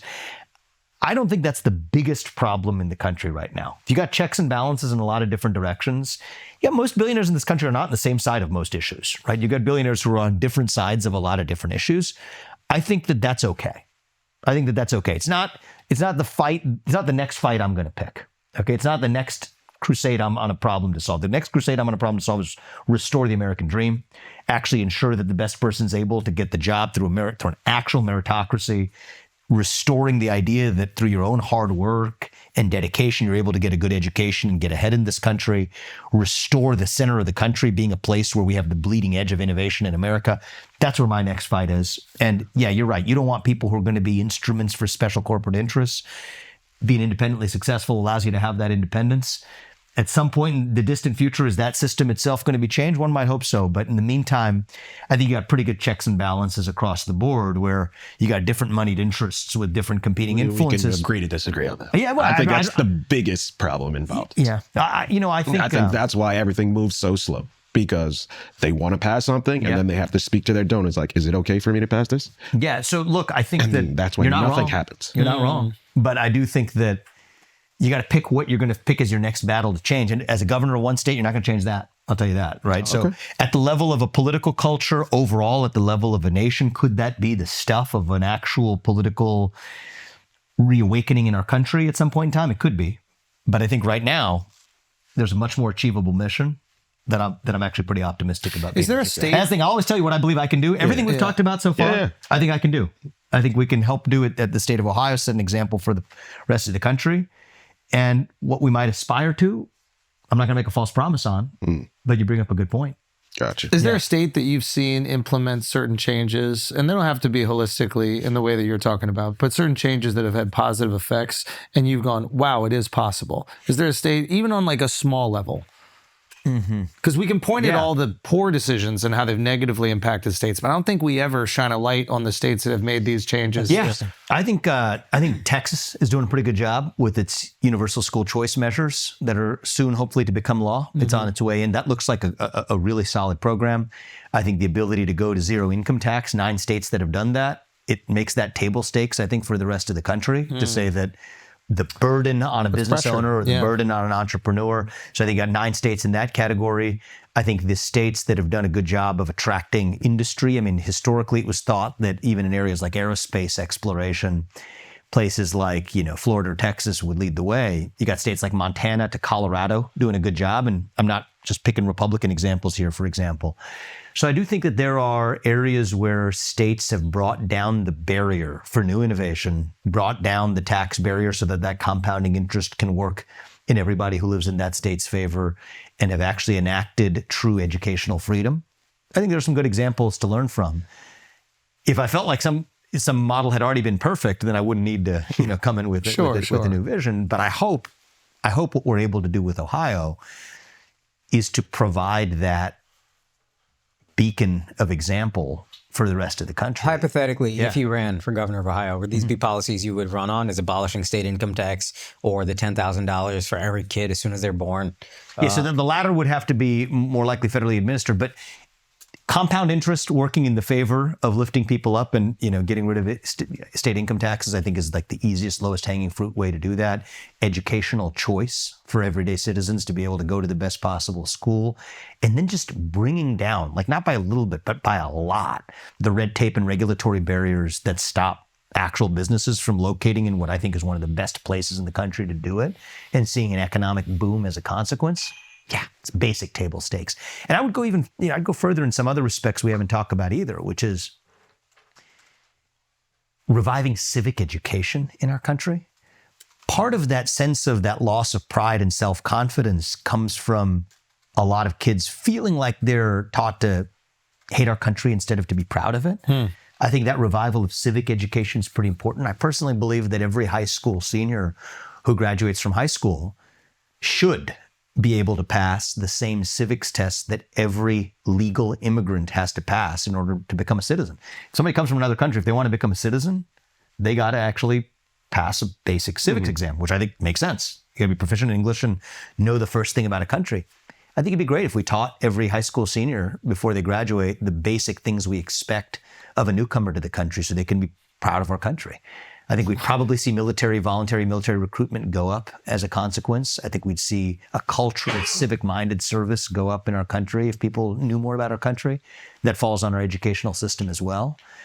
Look, I think that there's a lot else that, would be part of what I want to accomplish, but the kinds of things we're talking about here, absolutely. And I do think that's something a governor can accomplish. You brought up citizenship. Ending birthright is citizenship. For the kids of illegals, that's what I would favor. That's what I do favor and have long favored. That's a whole separate, we could get into legal rabbit holes. No, I just wanted to clarify. If you came into the country, I'm a pretty hardliner that if you're going to come to the country, come legally, period. Don't enter the country. What if they're here legally awaiting their, illegally? Here. No. Like all the cases that are going on. Illegally, though. No. But there are some that came, they applied for. You're talking about legal asylum seekers. Yes. Yeah. They went through the borders. Yeah. And they, So now they're waiting for their trial, and then they have the kid. So I would say let's just start with the lowest hanging fruit, obvious stuff. A, seal the border. B, stop paying for any sanctuary cities, end any kind of government benefit to anybody who enters the country illegally, end government welfare benefits to anybody who's even here on asylum. So end the incentives to be here illegally. Ending birthright citizenship for the kids of illegals, that is one of those incentives. And then at least starting with anybody who has committed a crime. And even I would go a little further than that. Anybody who entered the country illegally recently. Let's start with that. What does recently mean? Last 18 months, last 24 months. You came in the last 18 to 24 months illegally crossing that border. You haven't established roots in this country. I think it's a ridiculous claim to think that in 1 year or 2 years you have. If that group of people alone is returned to their country of origin, if it's just that, that alone would represent the largest mass deportation in American history by far. So very practically, to say the largest mass deportation in American history, I don't know that many people who actually find it objectionable to say, if you entered illegally in the last couple years of Biden, you haven't established roots in the country or you committed a crime. We're talking about millions of people. But to say combine that with sealing the border and ending incentives to enter this country illegally, I think most Americans are actually, if they have the permission to say it, most Americans are in favor of that. Combine that with a rational approach to fixing our legal immigration system in a way that works for the benefit of America, including for the benefit of American workers, but in a way that benefits the people who are already here. Do we have a legal immigration system that does that optimally now? No, we do not. Can we design a legal immigration system that uses market mechanism, right? Companies should pay the country for the ability to actually hire somebody born abroad, but in a way that benefits that company. Yes, I think there are basic fixes that we can make as a total package. I think most people in this country are in favor of. And I think there's a role for the states to play here too, is the pragmatic part of those mass deportations. How are you going to do it? You only have this many ICE agents. Well, I mean, there's provisions in law, it's like 287G is what it's called, that allows the federal government to partner with state and local law enforcement to help them carry that out, that doesn't require the federal military to be showing up in, other parts of the country. That should be utilized, and it's not. And I think you need willing governors, willing state leaders to be able to be good partners in carrying out that focused mission. But if you explain it to the people, and I think it's one of the things I've found in the country is most Americans love our country and want what's best for our country. And if you explain it to them, the people are with us. I think that sometimes where we fall short of just sloganeering instead of actually explaining what makes sense for most people, I think that's half the battle. And so I think if you have both at the presidential level, I think Donald Trump's going to do a good job of it. I think he's already off to a good start in the first week. But if you have partners who are leading the state at the level of the 50 states across the country doing the same thing to reinforce that, I'm confident we can have a pretty rational solution here. I could be mistaken, but what was like the provision or executive order that Trump did where now they can go into places like churches to get illegals? I mean, look, I think there's a lot of, I don't want to look at that in front of us before we get into, specifics, because I'm not off the bat familiar with. You haven't heard. Yeah. Okay. With this, I tend to have a rule of thumb, which is, in Washington, D.C., it's a good rule of thumb. A lot of people talk about statutes, and then you actually read the statute, and it says something different than what they talked about, and same thing with the executive orders. But broadly speaking, as a principle, do I believe in using local law enforcement to be able to enforce the law that if you're in this country illegally, to be able to return you to your country of origin, certainly if you've committed another crime, or even if you came within the last 18 to 24 months, great and easy place to start.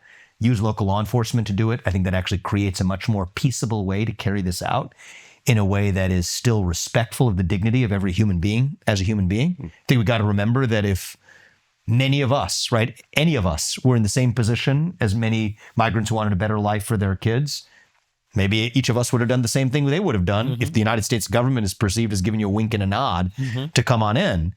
But that doesn't change the fact that we're a nation founded on the rule of law. So I think doing it in a manner that is respectful of every person's humanity and dignity, while at the same time not compromising on the rule of law, I think that's achievable, actually. But I think that's the way we ought to carry this out. Yeah. Did you see anything? I mean, this is from PBS. It seems like Department of Homeland Security says that PBS.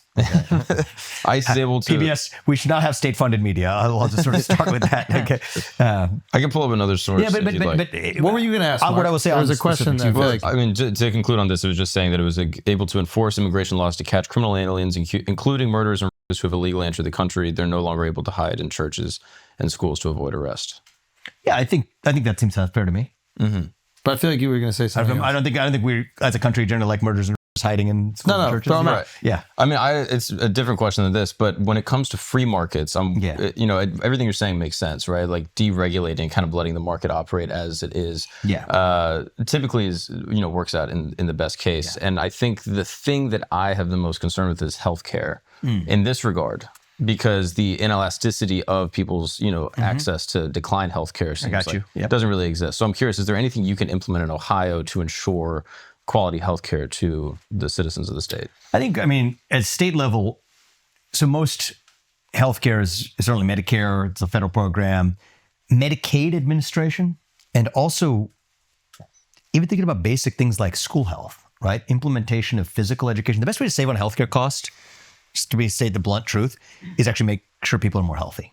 Yeah. So if people have better health outcomes, this is one of the areas where usually it's a trade-off with how much money do you put in to get an outcome, and then do you trade off a bad outcome for more cost? That's how most things in life work. When it comes to designing a health system, it doesn't work that way. The healthier people are, the more money you actually end up saving.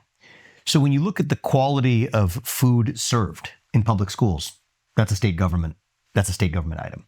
When you look at the quality of early physical education, which I talked about earlier in a different context, but it applies here too, I think that's really freaking important. We used to measure early physical education outcomes.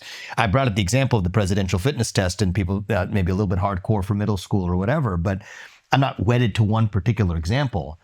But from an early age, making physical excellence and the pursuit of physical excellence a worthy goal that we not only implement, but measure. You only excel in what you measure in our public school system starting at a young age, I think is strictly a good thing. And so those are areas where it's not a panacea, but you're thinking over the long run, you're not going to see it show up in the next year. But 10 years later, in terms of both bringing down cost and reducing the need for higher costs to be able to pursue good health, those are great things to start doing at a young age, is taking a look at the quality of food going into school cafeterias, and to take a hard look at measuring and implementing physical education as something that we prize and actually celebrate and prioritize and measure, and think about even merit-based outcomes for teachers and school systems. Every bit as much as academic excellence as I'm passionate about, I think physical excellence matters too. And then those are things that states can make a difference on. And then as far as like non-prophylactic measures, like if someone breaks their leg or if they get diagnosed with cancer, like access to that, is that something you're able to address on a state level?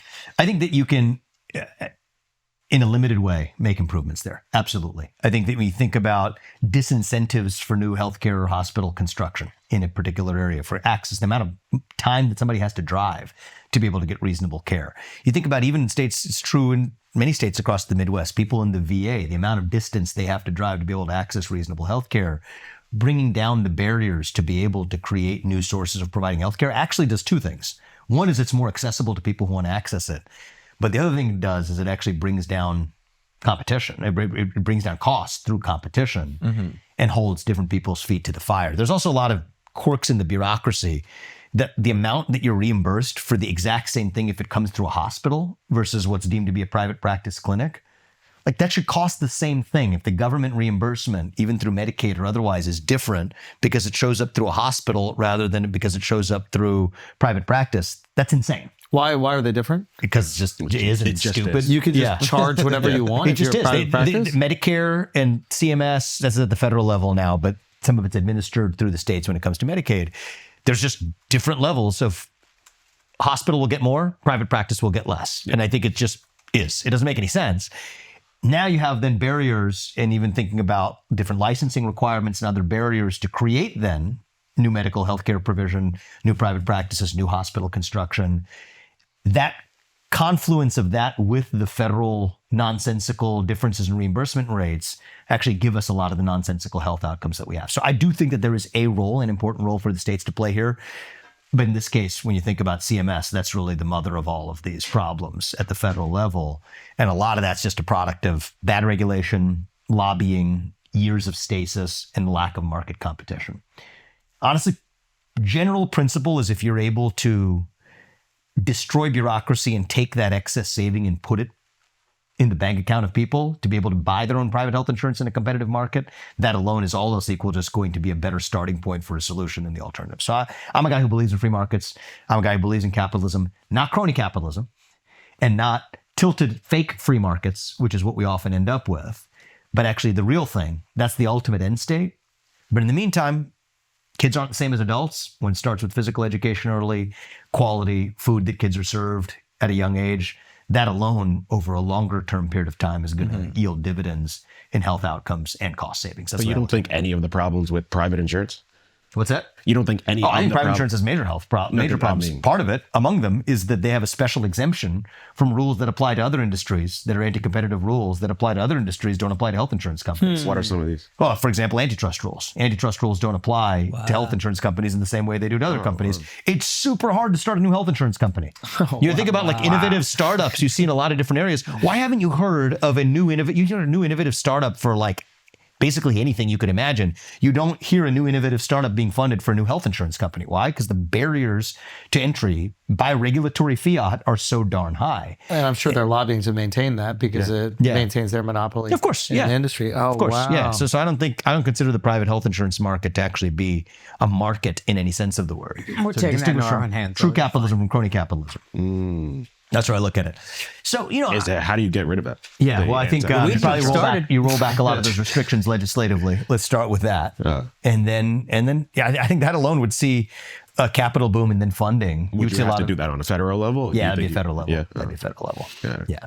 So it's not, and that's the thing about our beauty of our system is there's certain things that are for a president doing with Congress and the Senate, but there are limits on what a president can do because our founders envisioned a system of federalism where most laws ought to be made and implemented at the level of the states in areas from education to ordinary regulatory policy. That's the beauty of our system. There's a lot you can do as a governor, but there's some things that had to be done nationally. And there's a lot you're able to do as a president, but a lot of what's our country's fate is really in the hands of the states. And in some ways, since that's actually kind of market competition of its own. Right? You look at the number 1 and 2 states that people move into right now, it's Texas and Florida. When people leave California and New York, I would love for them to be moving to Ohio. I think there's no reason it actually can't be. It might sound aspirational, but it used to be. It used to be such a state. It's just you go through different cycles of leadership. And I do think that generally Florida and Texas have had pretty good governors, all else equal, for their state. But it would be cool to bring that to what people call, I hate the term the Rust Belt, but what people call the Rust Belt, I think it could be the revival belt of the country. The state of excellence is what I want to help us create. And I think it could be pretty cool, not just for the state of Ohio, but then in the laboratory of a democracy to show the rest of the country what's actually possible. Vivek Ramaswamy, future governor of Ohio. Good seeing you, man. Thank you. Great seeing you. Thank you, brother.